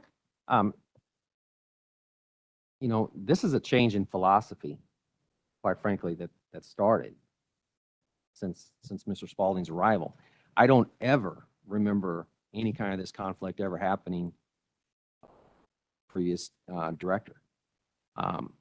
So I'm just confused on how we got to the point of again, circumventing the spirit of what the council, I think, really had the spirit of passing on their budget.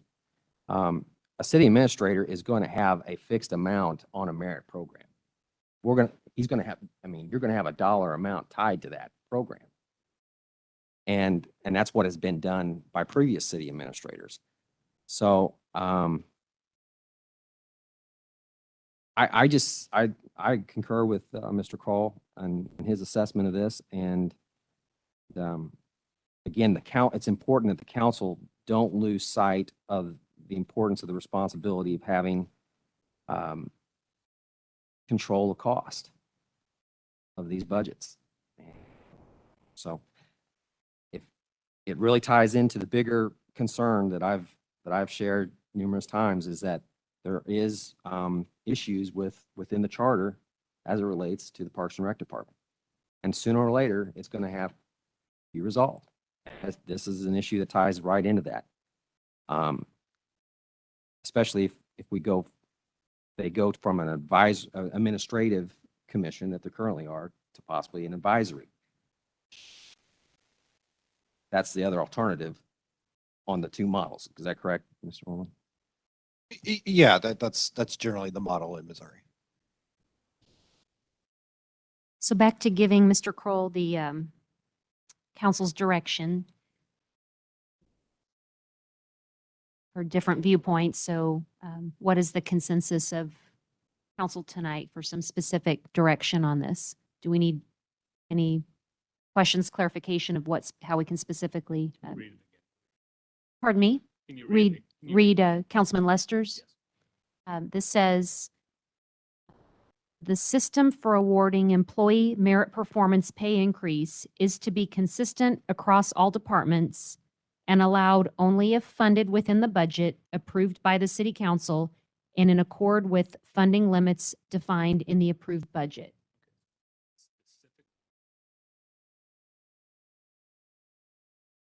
Councilman Lester? Or funded out of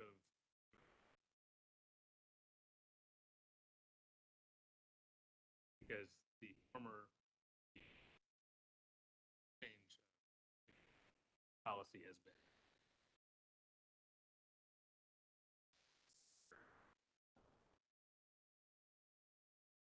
this have to be specific?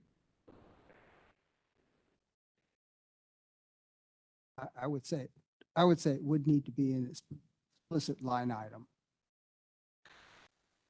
I appreciate the spirit of it, because it seems to me anyway to go farther than personnel manual that currently allowed, and it's certainly Well- different than how past practice seems to have been. But I think I could support that exact language. There was some other compromise language. But I would say that language or saying that it's explicit line item would still be consistent with what's in the personnel manual. Just And past practice also. with past practice, it was still, when it was approved, it was within the discussions, the specific percent. It was, which, so it, although it wasn't a line item. It's in this murky town where it's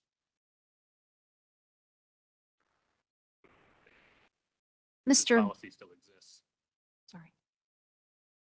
Mr. Kroll, taking this proposed outline that could be tweaked, what kind of to the points that have just been raised, what input would you have? Well, I think the future at budget time, we can talk about all the hows and all of that. Right now, it really is your direction about whether you want consistency among the departments. If you say yes, then I think the mayor can communicate that to the parks chair. If you say no, then I'm eligible to be able to go ahead and do that. I really do think it's that simple. Councilman Kemna? Kind of going back to what Aaron said, so like, if they say yes, and Ryan, like, what kind of bearing does this really have on the parks? I mean, I would hope that would have a high degree of influential bearing, but like I said, would it have the force of law? No, it would not. Which is what I said earlier. There's an informal piece where you informally go and have that conversation, and there's more formal if it gets to that point and council wants to do that. I don't think we're there yet, but. Councilman Hensley? How does it start again? That's okay. The system for awarding employee merit performance pay increase or merit/performance. So the system for awarding employee merit performance pay increase is to be consistent across all departments. Period. Well, period. And allowed only if funded within the budget approved by the council and in accord with funding limits defined in the approved budget. So these are.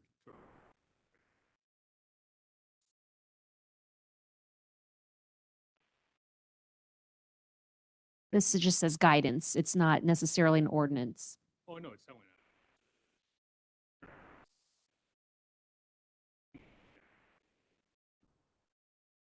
Current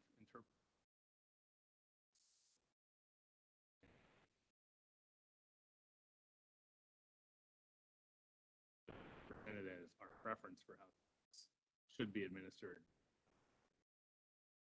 And even if it's presented as a directive for how you shall do things, it doesn't get us any. It's simply a matter of how it's received. So, so if it's, I mean, if it's one of the first two, this is how we interpret it, or it's pretty close to fine. It's going to be trying to on the fly without amending. Councilwoman Wiseman? Is this something where all the merit increases come to the budget committee and the finance committee anyway, and we're really, they came to us this year for budget time? Is there ever a time where they don't come to us and they just automatically get approved and we don't get to see the merit increases?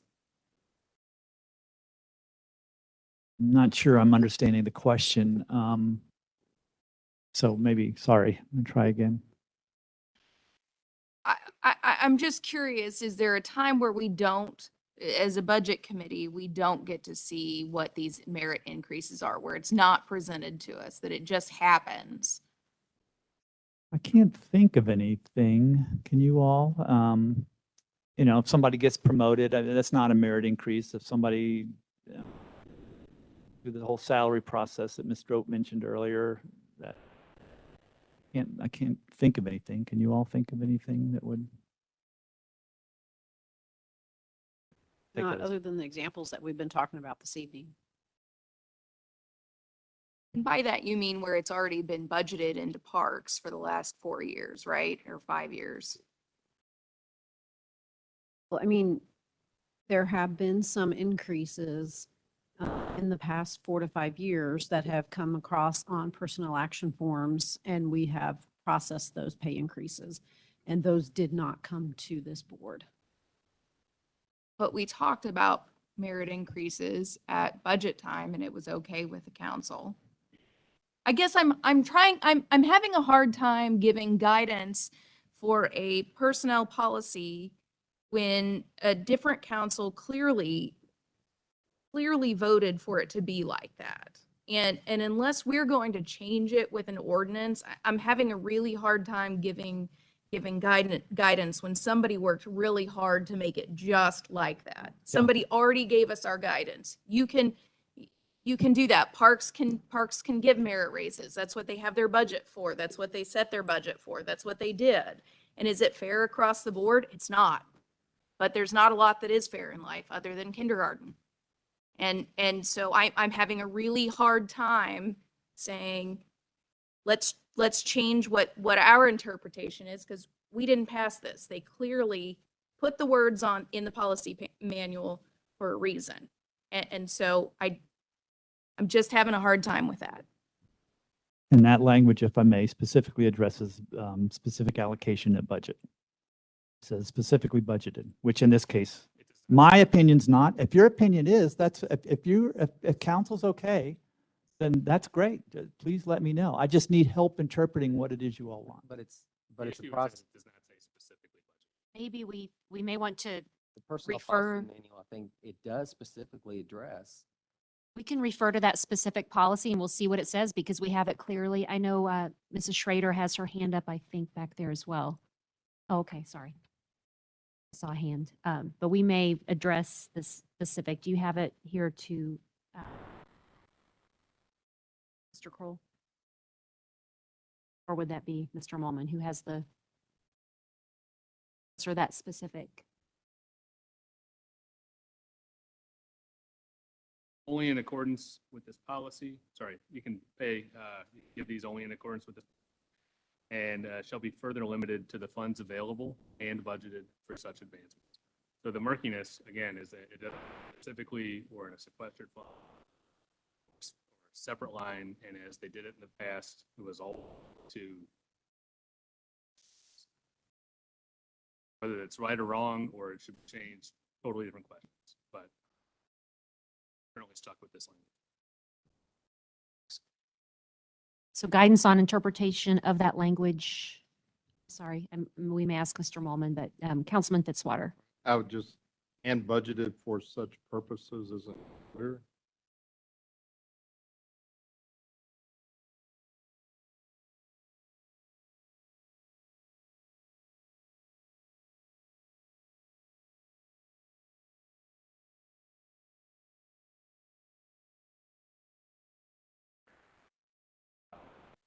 But yeah, it's definitely murky. Can a department director budget themselves as long as they get it through that line? They prepare their budgets, I think, than Steve.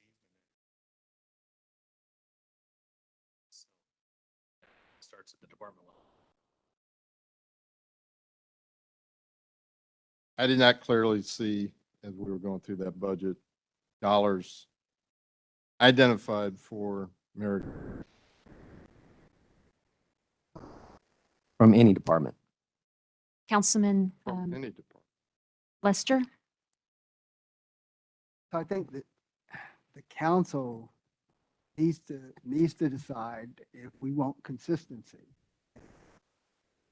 in our policy, personnel policy. And I think if you don't have consistency, you're going to have a lot of problems over time. So, whether informally stating position is going to do it or doesn't do it, something else more formal will be needed. I think we need to get to a point where we reinforce that we really require consistency. Merit system pay is done across departments.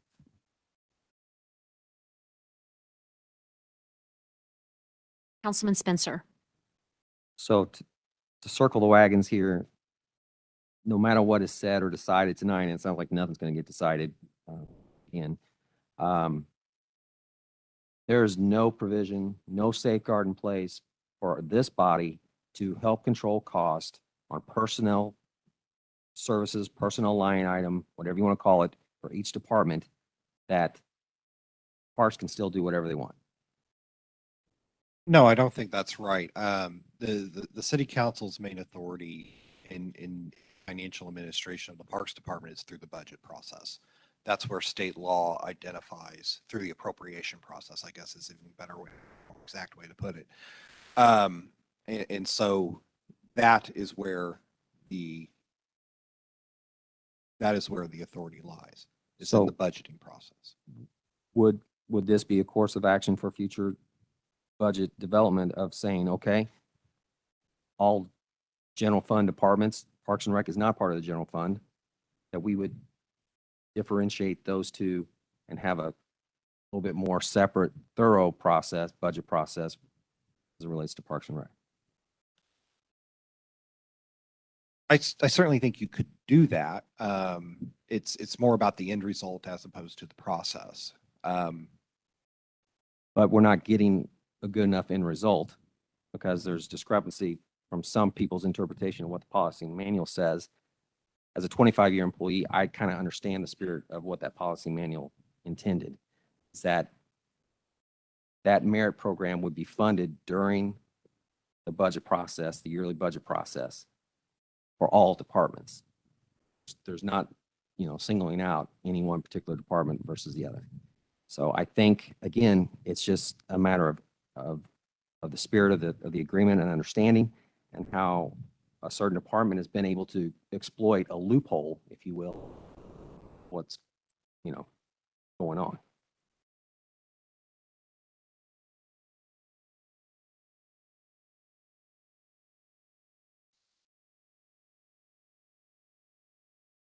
There is action available to the city council to exercise more control. I think I said this in the administration committee. We budget very broadly. Could the budget committee and ultimately city council budget more narrowly? Yes. I think use of more precise language in the budgeting process would answer a lot of these questions. So real quick, could somebody explain to me the process of when Director Spalding gives a merit increase? Where does it go from that department to you, or you sign off on that? And then it goes to the city administrator, or how's that work? It does go to the city administrator for his review. But our direction is that if it's signed off on by the Director of Parks and Recreation, then we should implement it. So I he don't reviews approve it. those. I don't approve those. You've They never come to approved me and I say that the director there has the authority to be able to do that. And so HR. So again, processes and policies do matter. So We currently have a personnel manual in place that the previous council has voted to enact. So what I'm hearing tonight there are some parts of it that are language murky was used or not clear. So what specifically can we do to clarify, to make it clear? I mean, there seems to be even some question of whether it's budgeted or not, or what what could we do to clarify that? Got a question for me? Well, it's a question for council, but I guess for you, Mr. Molman, Yeah. What specifically can be done? Because clearing up, there's room for interpretation, and that's what is part of the problem here, is how that's being interpreted. What would help Mr. Kroll so that we could hone in on that so we can interpret it clearly? Right. I would say that there's probably two options. One would be clarifying language in the personnel policy manual. Maybe identifying by line item or adding some language to show that it is budgeted amount specifically for this and no other. I think the other option is using more precise language, maybe identifying line items in the budgeting process. And I think those probably accomplish roundly the same thing. So I say there's options there. Thank you, Mr. Molman. Trying to give council some options so that we can clarify and give Steve what he needs. Mr. Kroll. All I'm asking for is your intent, irrespective of what the words say. If we need to clarify the words, that's fine. I don't necessarily think we do. I just need to know if you all are okay having different departments treated differently. I can get you to where you want to get. If it needs to be a very formal process, we can go through that. If it needs to happen at budget time, we can go to that. I just need to know what you all intend to happen, and that can be communicated to Parks. Councilman Hensley. Exists with context of pointed out and went the fact that the charter except makes it very clear that there are two systems. So if you're just wanting us to accept reality and recognize what the charter says, one thing. You're saying, should it be that way? Should it be changed? The process for doing that isn't even in here. We can't change the charter. So yeah, in a perfect world, I would like everyone fairly and in the same manner, and we wouldn't have these sort of wrinkles in city administration, city government. But it exists. These things exist. The charter says what it says. Described it accurately. So yeah, I like everyone. An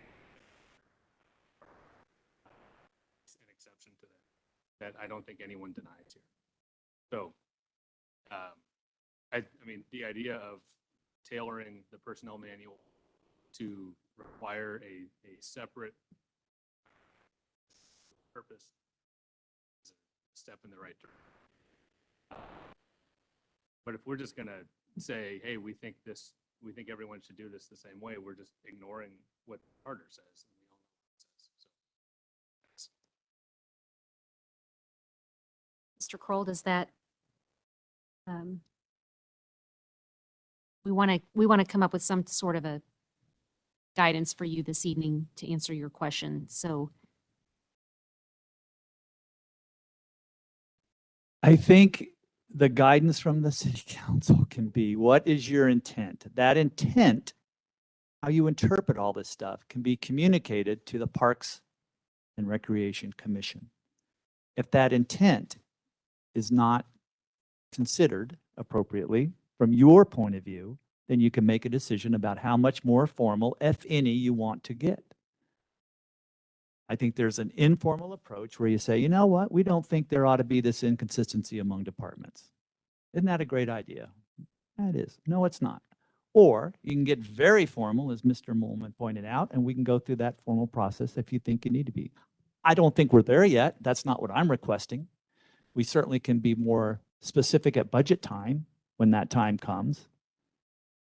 I really do think it's, I don't know if there's something that needs to be done yet. Maybe there is, maybe this conversation is saying, yeah, we need to be more clear. maybe the consistency piece when it comes to parks, like has been mentioned several times with the charter and the limitations that are placed, it's hard to have exact consistency when we have limitations placed on us by charter. But with that, I mean, what we do have control over is how we handle the other departments, the rest of the departments. So that's where the personnel policy manual comes in. And that's where, in a way, you may be asking because, okay, Parks is doing what they're doing. We have not as much ability to place those limitations, but we do have the ability to place the either limitations or not, or how we handle merit or performance for all of the departments other than Parks. Do you have the direction you need for that? No. My question is city council's intent that there be a difference among the departments? If that answer is no, that there is not your intent to have that difference, then that can be communicated to the Parks Board. At that point, something's going to happen. They're going to say, yeah, council, we agree with you that there shouldn't be, or they're going to say, no, we don't. Then I think there's another decision that comes. I don't know what those are because I don't know what that response is. I really do think there's an informal say, this is what city council intends, wants. Change intent.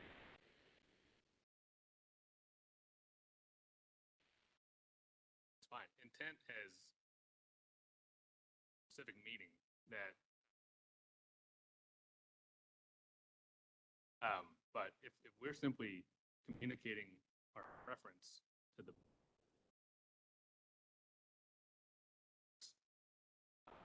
yeah, no problem. But if we are trying to say That's what it is. Yes. Communicating your preference. but Okay. if we're trying to say this is what thing says, and you expect you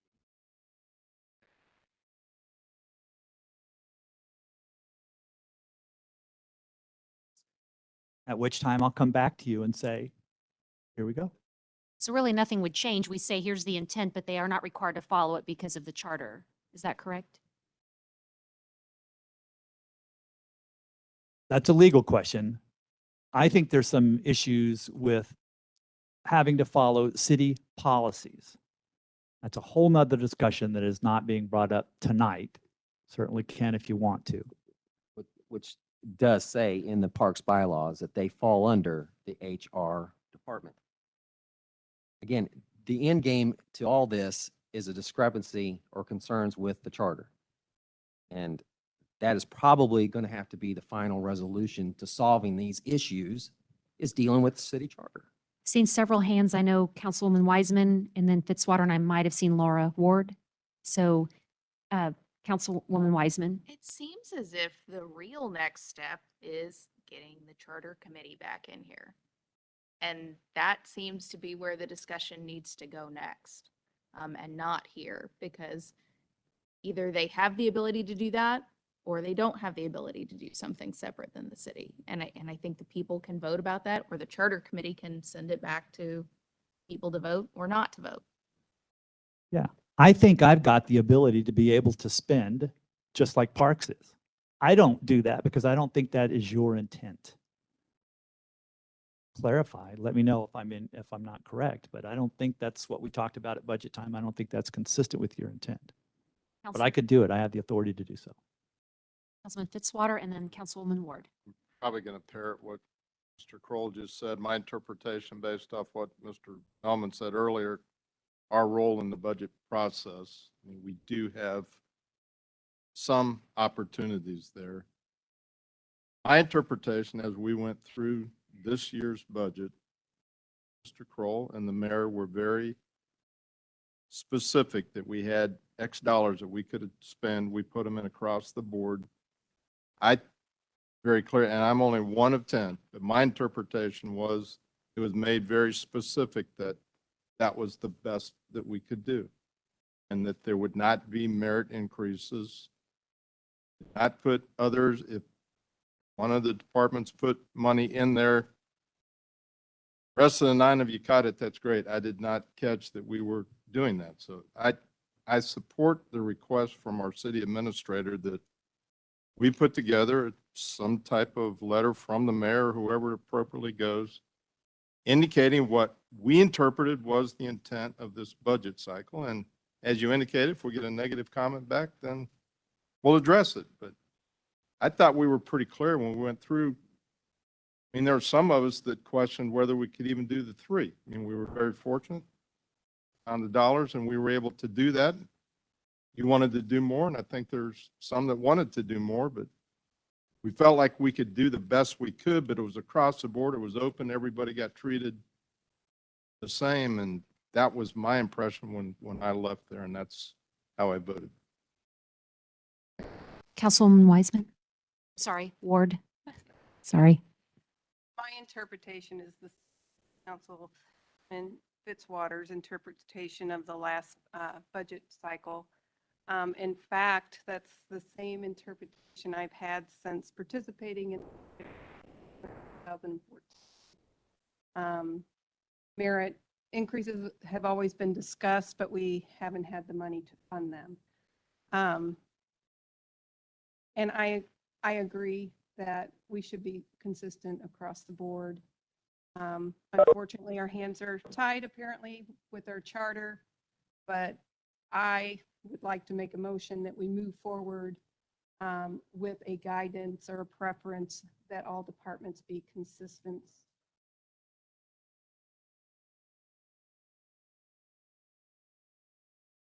This is, Donaldson is getting the ordinance. Do you want to repeat that, Councilwoman Ward? I'd like to make a motion that we create a guidance or our preference that all departments are consistent across the board regarding merit increase, of which the city council did not direct or approve in current budget cycle.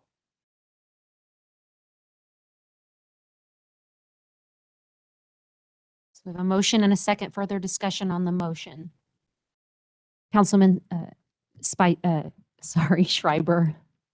That is also my intent, wish, and desire. Further discussion on the motion.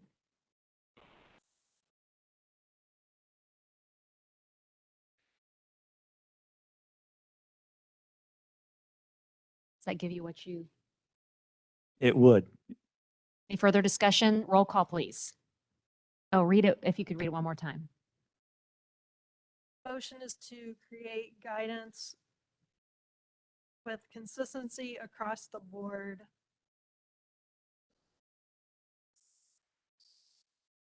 Preference of intent statement.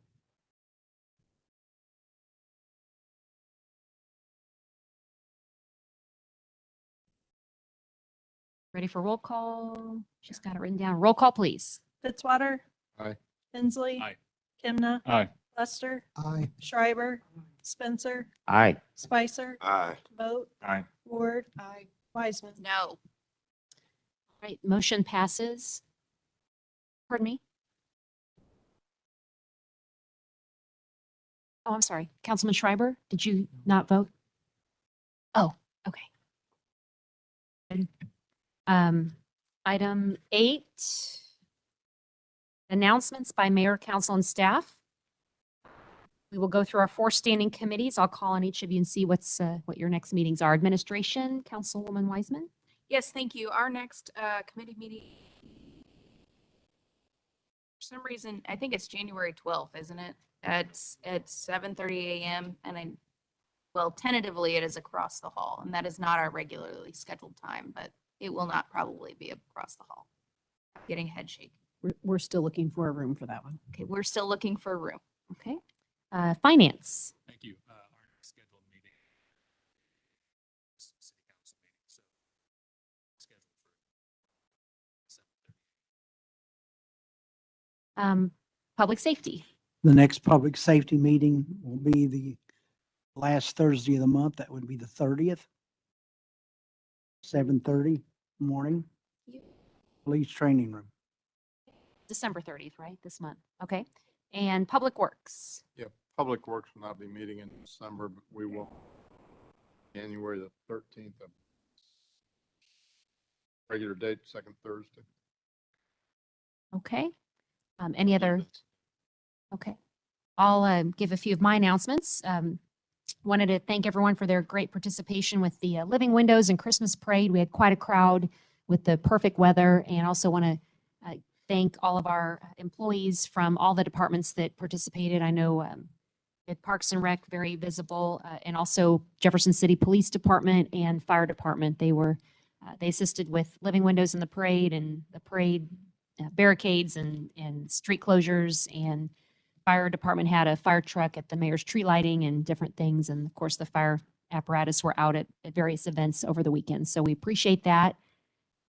Also, the mayor's tree lighting was a big success, and that will be, of course, up through the end of the year. And we appreciate, I know the Parks and Rec puts the tree up every year and hosts that event. So thank you for that.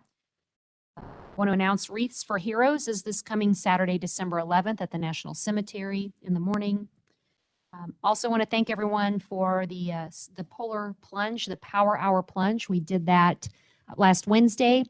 James Noah from Jefferson City Fire Department, who was here this evening, was one of the plungers. So we had both police and fire represented at the plunge for Special Olympics. Oh, just because it was 70, you just wait till that sun goes down and you try it and you tell me it is not a balmy 70 degrees. But I could dress a little more appropriately. I didn't have to wear like a coat, but when you're in the the hazmat sprinklers, you try it. I know Schofield's done it before, and you know what I'm talking about. But actually, I think the people who talk about it have to do it next year. You, two of you. But the good news is we had raised $8,400 that night. So we put it out on social media. Like, I would really like to get to 10. And I will tell you, the community came through and we got to $10,000 this year. So how awesome. So yay. And thank you. I know we had some council members that participated, and Sam Bushman put pennies in my bucket, but that's okay. I will say that they have asked who won, the sheriff or the mayor. The sheriff's team somehow raised more than the mayor's team, but we still hit our 10,000. So, and in fact, Sheriff Wheeler gave one of the final donations as well to push us over that edge. And actually, somebody wrote the check out to me for Team Dunk the Sheriff. So I think that counts for something. But anyway, we all kind of, it was a good cause. Any other announcements? I know I'd like to also call on Councilwoman Wiseman to give us an update on the USS Jefferson City. Yes, thank you. First of all, I'd like to thank you, Mayor Turgeon, for coordinating my visit with USS Jefferson City, and Councilman Kemna for coordinating with the committee and the USS Jefferson City Committee to talk to them in advance. I had an opportunity to visit USS Jefferson City, and they were in port, and they were underway for, I think, like 90 days before we saw them. They were in port for about 30 days and getting ready to change ports to Guam. I believe the mayor was in Hawaii before, and they were going under major reconstruction, but the ship is fit and ready to go. It was a wonderful, beautiful ship. They even have Jay's colors, black and red, as their tile in part of the ship. So that was pretty exciting, and got to take a tour. And we were not allowed cell phones on the ship, so that stunk. So I didn't get to take any selfies or anything, but you know, national security or whatever. So, but so I didn't expect you, Mayor, to be and I didn't expect to do this in meeting, but I brought you back some chocolate covered macadamia nuts for to thank you for your role in this. So. Wow. Well, thank you, Councilwoman Wiseman. My favorite. Somebody wanted me to share. I don't know. Depending on how long this meeting goes, we might be breaking into this, but I kind of thought about that earlier. Yeah. Okay. I think we might open that up, and I would be happy to share. But thank you so much for this gift, what a wonderful way to. I think Steve Kroll has got something to open this box already. Okay, we'll do it. Thank you for representing us so well at the USS Jefferson City. We're so fortunate to have the namesake submarine, and the fact that you took the time while you were there to make that visit really means a lot. So thank you. Thank you so much. You're welcome. Any other council announcements? Okay, so we'll move on to item 10, presentations from the gallery on specific bills or resolutions. We have somebody signed up. And then consent agenda, we have 2 items, but I believe we will have a motion to take up from Councilman Spencer. Correct, thank you. Pulling item B. So at this time, I'll have a motion for all in favor of item A, the minutes of the council meeting. Second. All in favor, or any further discussion? All in favor, say aye. Aye. Any opposed? Motion passes. Now, item B. Motion to approve. We can take up a motion second, then we'll do some discussion about it. Move to approve. Is there a second? And then let's have some discussion on item B. And do you need any, I'll turn it over to Councilman Spencer if he needs any staff comments. Well, it was just, I mentioned to Mr. Marash about the lease agreement with Fisher Farms. It just seemed like fiscal note on that was correct. I can explain it if you'd like. Yeah, please do. Yeah, and in the consent agenda staff report, there was some jumbled language. The actual consent, or excuse me, the fiscal note in the finance, the next page, Finance Department Purchasing Divisions, I think is clear, but basically, if you looked at the second paragraph in the consent agenda staff report, it says $330,808.08. It says per tillable acre. That should really say over 5 years for proceed on. That would clear that up. And then in each of the parentheses behind the various properties, those are out per year, not over the 5-year period. So it's kind of jumbled together in the staff report. And if you look at the next page, it's clear on what the so just for me to explain it real quickly, the city Public Works Department we have wastewater property and airport property included in this. So it's 2 different wastewater properties. One airport property gives you the various acreages of each. We bid that together and we do a bid, but it's also a proposal. What else can the farmer farms the property buy to the city besides cash rent? In this case, you'll notice it wasn't the lowest bid. It was the next to the lowest, next to the highest, excuse me, it wasn't the highest bid. It was next to the highest bid. The one it's awarded to, Fisher Grain Farms, is a local farmer. They live right on the property. They were offering to us, among many things, but additional property that we could spread our sludge on. So, for example, in wet weather, sometimes we can't get out in some of these fields that have already been harvested. They have some additional grass lands that we can spread sludge on, so that's attractive to us. Helps us from getting stuck. When we do get stuck, they are right there. They'll help us pull us out with tractors and various things they have on site. Highest bid is a farmer that's the state, so they're a farmer who leases a lot of land all over. So that was attractive, and by the time it was awarded to Fisher Grain Farms. So it's a 5-year proposal. So explains that. Just another follow-up question. So how does potential flooding impact this agreement? It's done in various ways. We haven't collected, I think, past when it has been.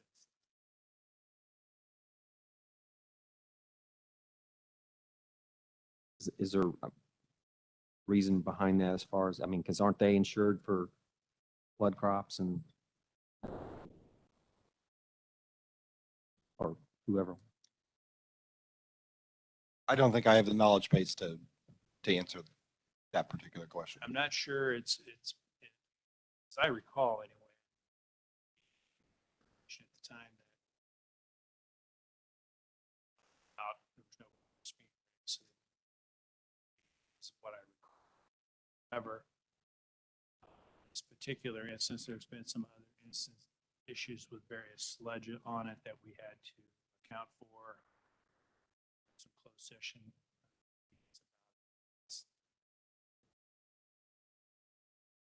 So those weren't charged either. So there was some issues there. We got all that cleared up since.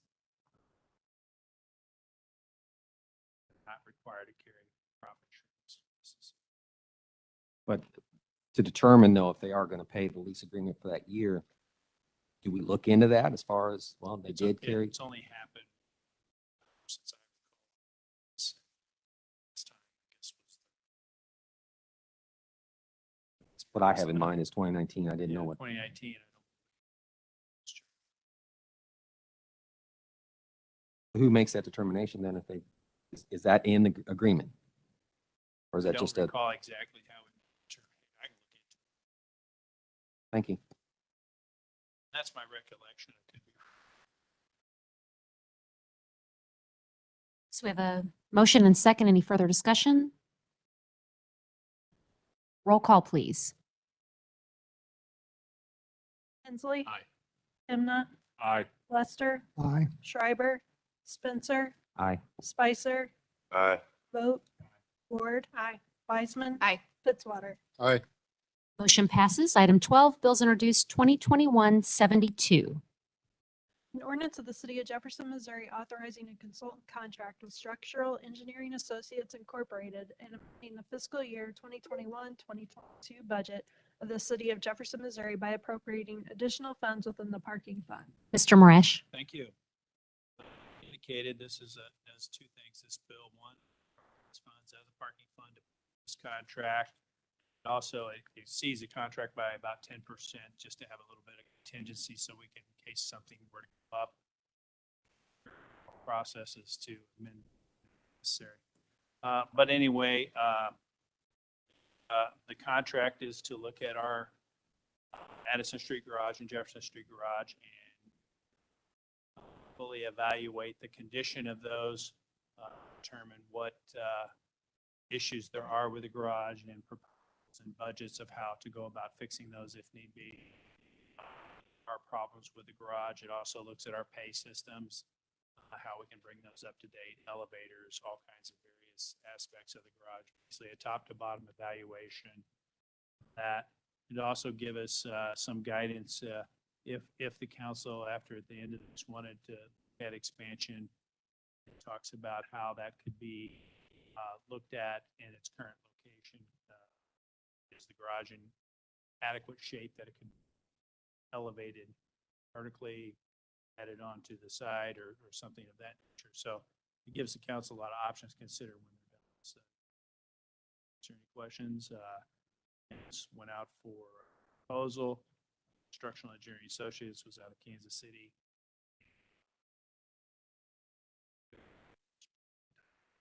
Mr. Marash, we know time is of the essence on maybe a few of the minor repairs. Is there any reason we should put a check mark? Or are we good to wait 2 weeks? We had check marked it, but it, you know,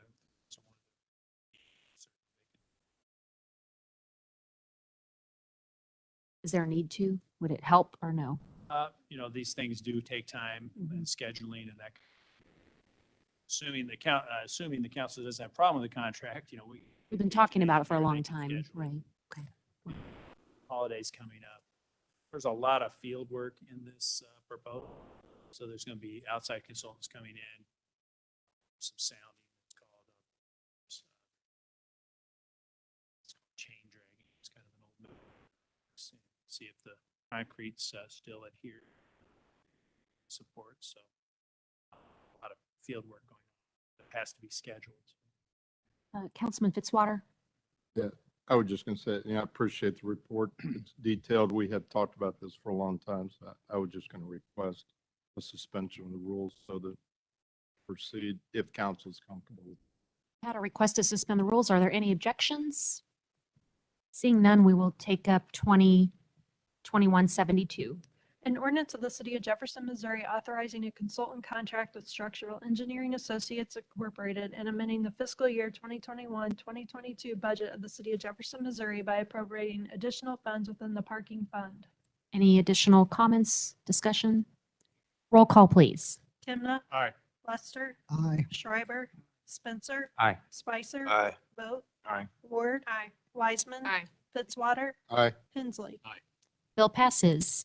Bills pending 2021-68. An ordinance of the City of Jefferson, Missouri calling a special election on a revenue bond question in the City of Jefferson, Missouri. Mr. Marash. Thank you. Excuse me. As clerk indicated, this bill would authorize a referendum vote, if you will, in April 2022 on the ability of the city to issue wastewater bonds in the wastewater fund. Basically, vote is required if we're going to utilize the SRF funding pool, state revolving loan fund funding pool for these bonds. Right now, they're indicating the rate is about 1.15% versus if conventional might be closer to 4. So it's considerable savings to the fund. The rate table that was approved by the council last summer contemplated doing this, and about $44 million worth of improvements to that, the wastewater facilities overall. This referendum would allow us to proceed with that under our current rate table that was approved last summer. Any questions, discussion? Roll call, please. Lester, Aye. Schreiber, Spencer, Aye. Spicer, Aye. Vogt, Aye. Ward. Aye. Wiseman. Aye. Fitzwater. Aye. Hensley. Aye. Kemna. Aye.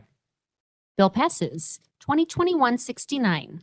An ordinance amending chapter 29 sewers and sewage disposal of the code of the city of Jefferson, Missouri sewer surcharges. Mr. Marash. Thank you. Right now, our code is not quite reflective of the state and federal standards, and so this would it's back into compliance with those. But basically, there's about 7 items in it.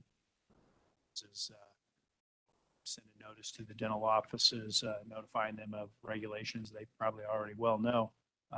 We're changing some iron discharge limits to match the federal requirements.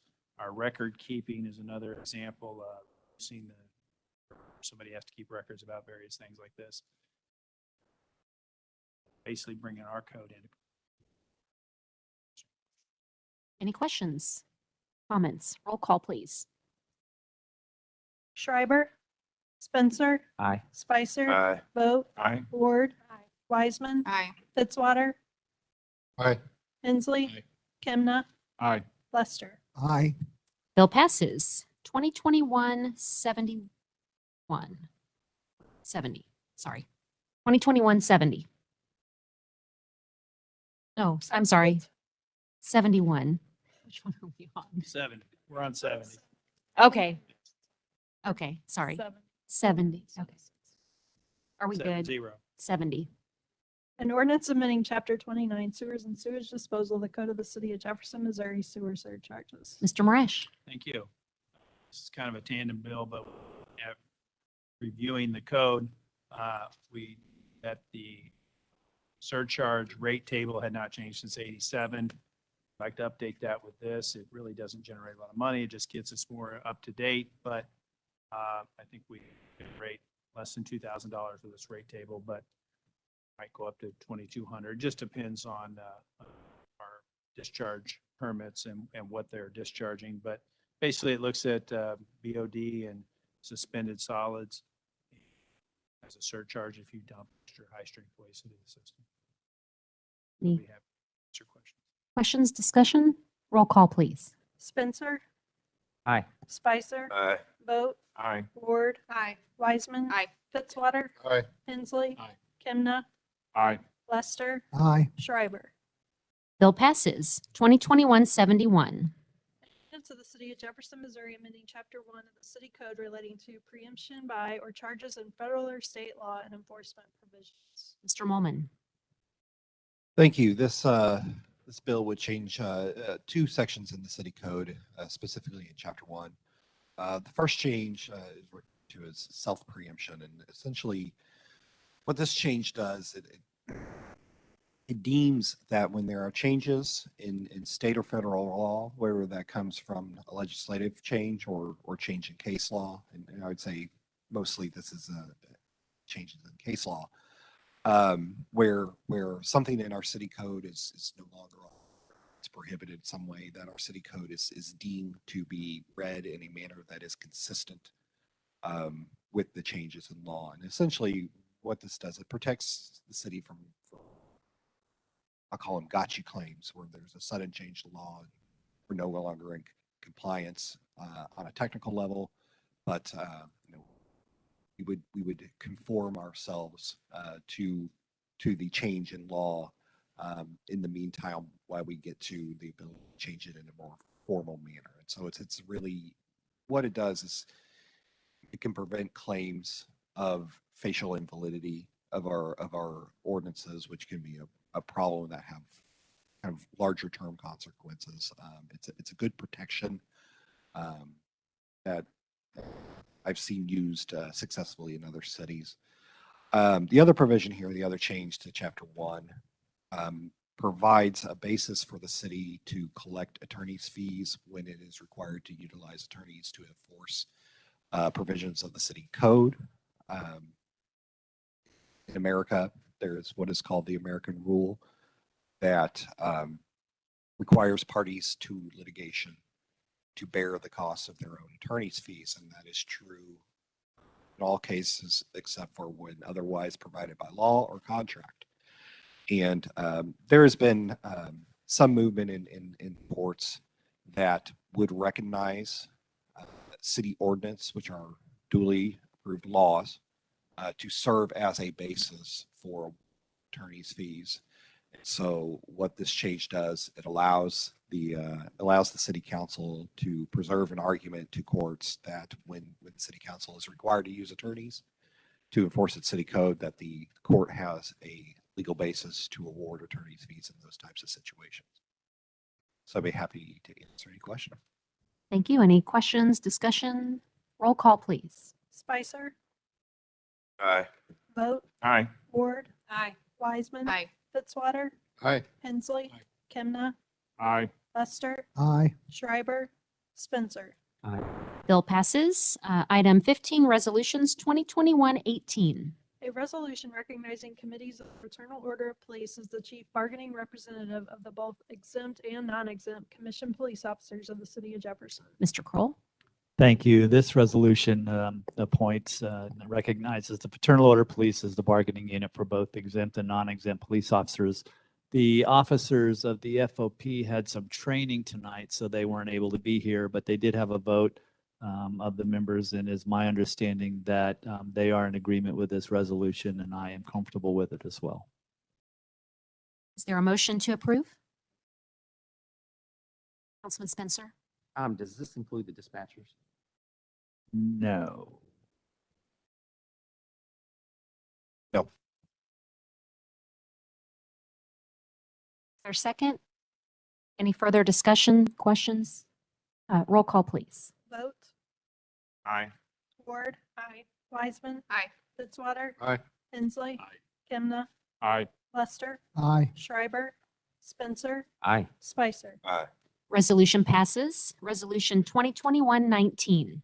Resolution amending Resolution 2019-37 to extend a deadline relating to a redevelopment agreement for the MSP redevelopment project. Mr. Molman. Thank you. So members of the city council would reach back into their memories of June of last year. It approved a resolution, specifically 2019-37, which selected the Chesterfield Hotel team as master developer for the MSP redevelopment project. In that resolution included a caveat that its status, Chesterfield team status as master developer, was conditioned on the execution of a redevelopment agreement by December 31st, 2020. Later that year, the city council then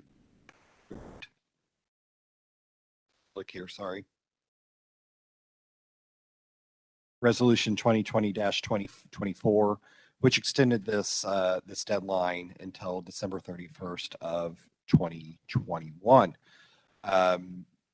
Since the inception of the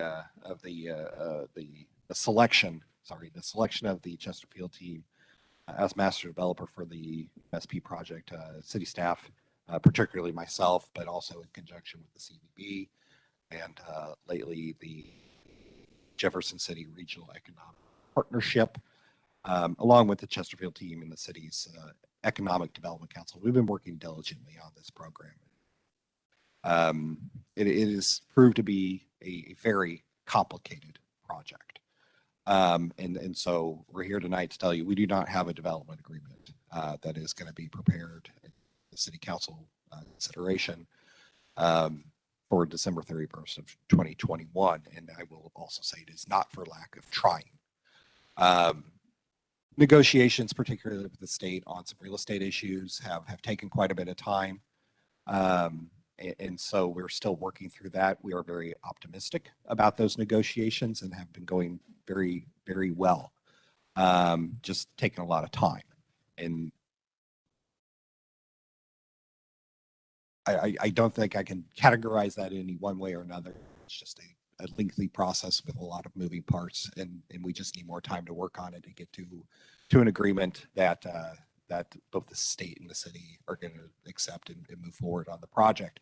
But that is something that we have found that we are really needing to pin down before we can get to kind of other parts of the redevelopment agreement. We get this real estate issue worked out before we can really move on to some other parts of the development. And so that is what we are here to do tonight, is to ask for an extension of the deadline. And we're doing that in a little bit unique way. Instead of just picking out another date in the future to say, this will be the deadline for the redevelopment agreement. Rather, what this resolution does, it conforms the deadline for the status of the master development agreement with some other deadlines that are already imposed on the city. So specifically, deadline that is contained within the real estate agreement, the original real estate agreement between the city and the state, which essentially says that commencement on improvements or infrastructure at the MSP needs to start by late July of 2022. And there's also a series of due dates that are associated with the city's award of the EDA grant, EDA-DR, which is disaster recovery grant for the MSP project. I've outlined those dates here in staff memo. Probably the next particular one is to highlight is start of construction no later than 24 months from the date of award, which is January 19th, 2023. So instead of having a third set of deadline to contend with, we found it simpler to conform the city's self-imposed deadline with these other deadlines. And so if these deadlines are not met and are not amended by the other parties in any way, then that status as master development agreement would also be tied to those deadlines. And so we thought this may be a simpler way to deal with it, as opposed to having just one more thing to worry about in what is proving to be a very complicated project. And so we are working diligently on this redevelopment agreement and on the necessary real estate contracts with the state of Missouri to gain access to ground that was highlighted in the original redevelopment plan. They've been a great partner to work with. No one has certainly backed off of their support of this project. The developer is still enthusiastically pursuing the project. The state is still enthusiastically pursuing the project. It's just really complicated. So we need some additional time to work on it to bring the quality product back to the city council. There's been quite a bit of things that have happened this year. Probably most importantly to highlight is that EDA grant. The city was awarded $5 million in federal money to help with disaster recovery, as everyone recall that the prison was directly hit by the tornado. And so the federal government saw this as a compelling to cover that area of town. There was the ICE feasibility study that folks from I'm forgetting the consultant's name on that were presented to the city council. I believe that was back in September. And then also the city council may recall that it acknowledged the engagement of Stiefel Nicholas as underwriter on this project. And all of these things have significantly moved the project. So like I said, this is just a really complicated project, and we just need more time to get where we need to go. So the city council can make its global consideration. Thank you, Mr. Mullman, and I have been working very closely along with you and our other partners. This has been a partnership project from the beginning, and am also very optimistic, as you mentioned, and have been very favorable. As you mentioned, that the state has been great to work with through this whole process, but I will say that with the new leadership at the state's Office of Administration, that things seem to be moving at a better pace, which is good. So I know that while we've had this request in the discussions for a while, that with the new leadership there, it has seemed to, maybe we just teed it up for them very well, but they've moved a lot more quickly, and I think that that's been very favorable. So that's going to, I have no reason to believe that we wouldn't have any issues getting the other deadlines as well. So appreciate that. Councilman Fitzwater? Yeah, I appreciate your comments. I wanted to echo some of them. I would encourage council to support this. I think the mayor, I commend you for the work that you've done on this, and Mr. Melman, certainly Councilman Schreiber leading into kind of the prison project from the beginning, and certainly Mr. Holtschneider with his work now at the chamber. As we all know, we can somewhat control our timetable, but we can't control the state's timetable. Some of the discussions we had when we first initially approved this project was some of the comments were, I wish we had more private investment in the project. And, I think the exciting thing is as things were coming to a conclusion or to a landing spot, new opportunities potentially came that just make this much more exciting. Certainly the ICE and some of the other, even the state taking a look at it, potentially Amtrak station. So I think there's reasons, and, I think this is probably best method to kind of get us through that, to not hold our feet to the fire in the short term, but, we're certainly working toward getting that shovel in the ground. So I appreciate all the work that's been done on it. I was a little nervous in October, November, because when you don't hear things, your mind jumps to all kind of conclusions, but certainly you guys were aware, and there was a lot of things going on that they're starting to come together now. So I think it's a very exciting project. It's much more exciting now than when we approved it. And I think this step just helps us get it down the line a little bit farther. Thank you, Councilman Fitzwater. And I will highlight that we do have a letter of support from the Jefferson City Chamber of Commerce that says that the chamber believes that the MSP redevelopment project is one of the most important opportunities impacting the future of Jefferson City, along with some other support there. Also, we have with us Mr. Luke Holtschneider from Jefferson City Regional Economic Partnership. I know that you have been instrumental and part of a lot of these discussions moving forward with the economic development piece of it. So thank you for being here as well. We had with us Diane Gillespie from the Convention and Visitors Bureau. She just had to leave, but I know both of you have been here for over 2 hours in showing your support for this. So we appreciate you and Diane being here as well. So with that, I forgot, did I get a motion already? No. Motion to approve. Is there a second? that. Any further discussion, questions? Councilman Spencer?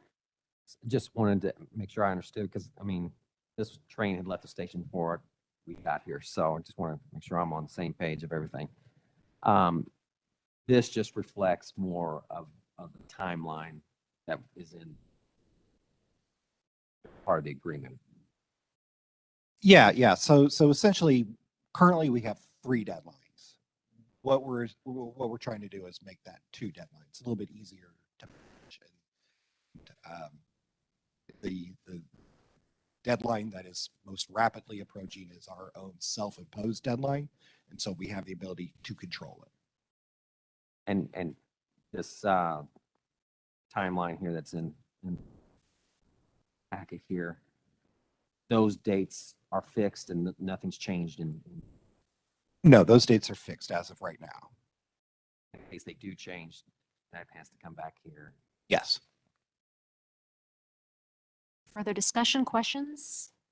Roll call, please. Ward. Aye. Wiseman. Aye. Fitzwater. Aye. Hensley. Aye. Kimna. Aye. Lester. Aye. Schreiber. Spencer. Aye. Spicer. Aye. Vote. Aye. Resolution passes. And we have no presentations from the gallery. Item 17, any council or staff discussion? Item 18, new business. I would like to announce firefighter James Noah was here earlier but had to leave. Oh, he's on. He's on. Welcome. James, can you hear us? Do you want to make the announcement? He sent me the information about the food bank drive that the firefighters are participating in. He is muted, but I can share this. So Mr. Noah is on the Zoom, or I mean on the WebEx here. But I will announce that at the Orchland parking lot on December 15th from 8 a.m. to 6:30 p.m.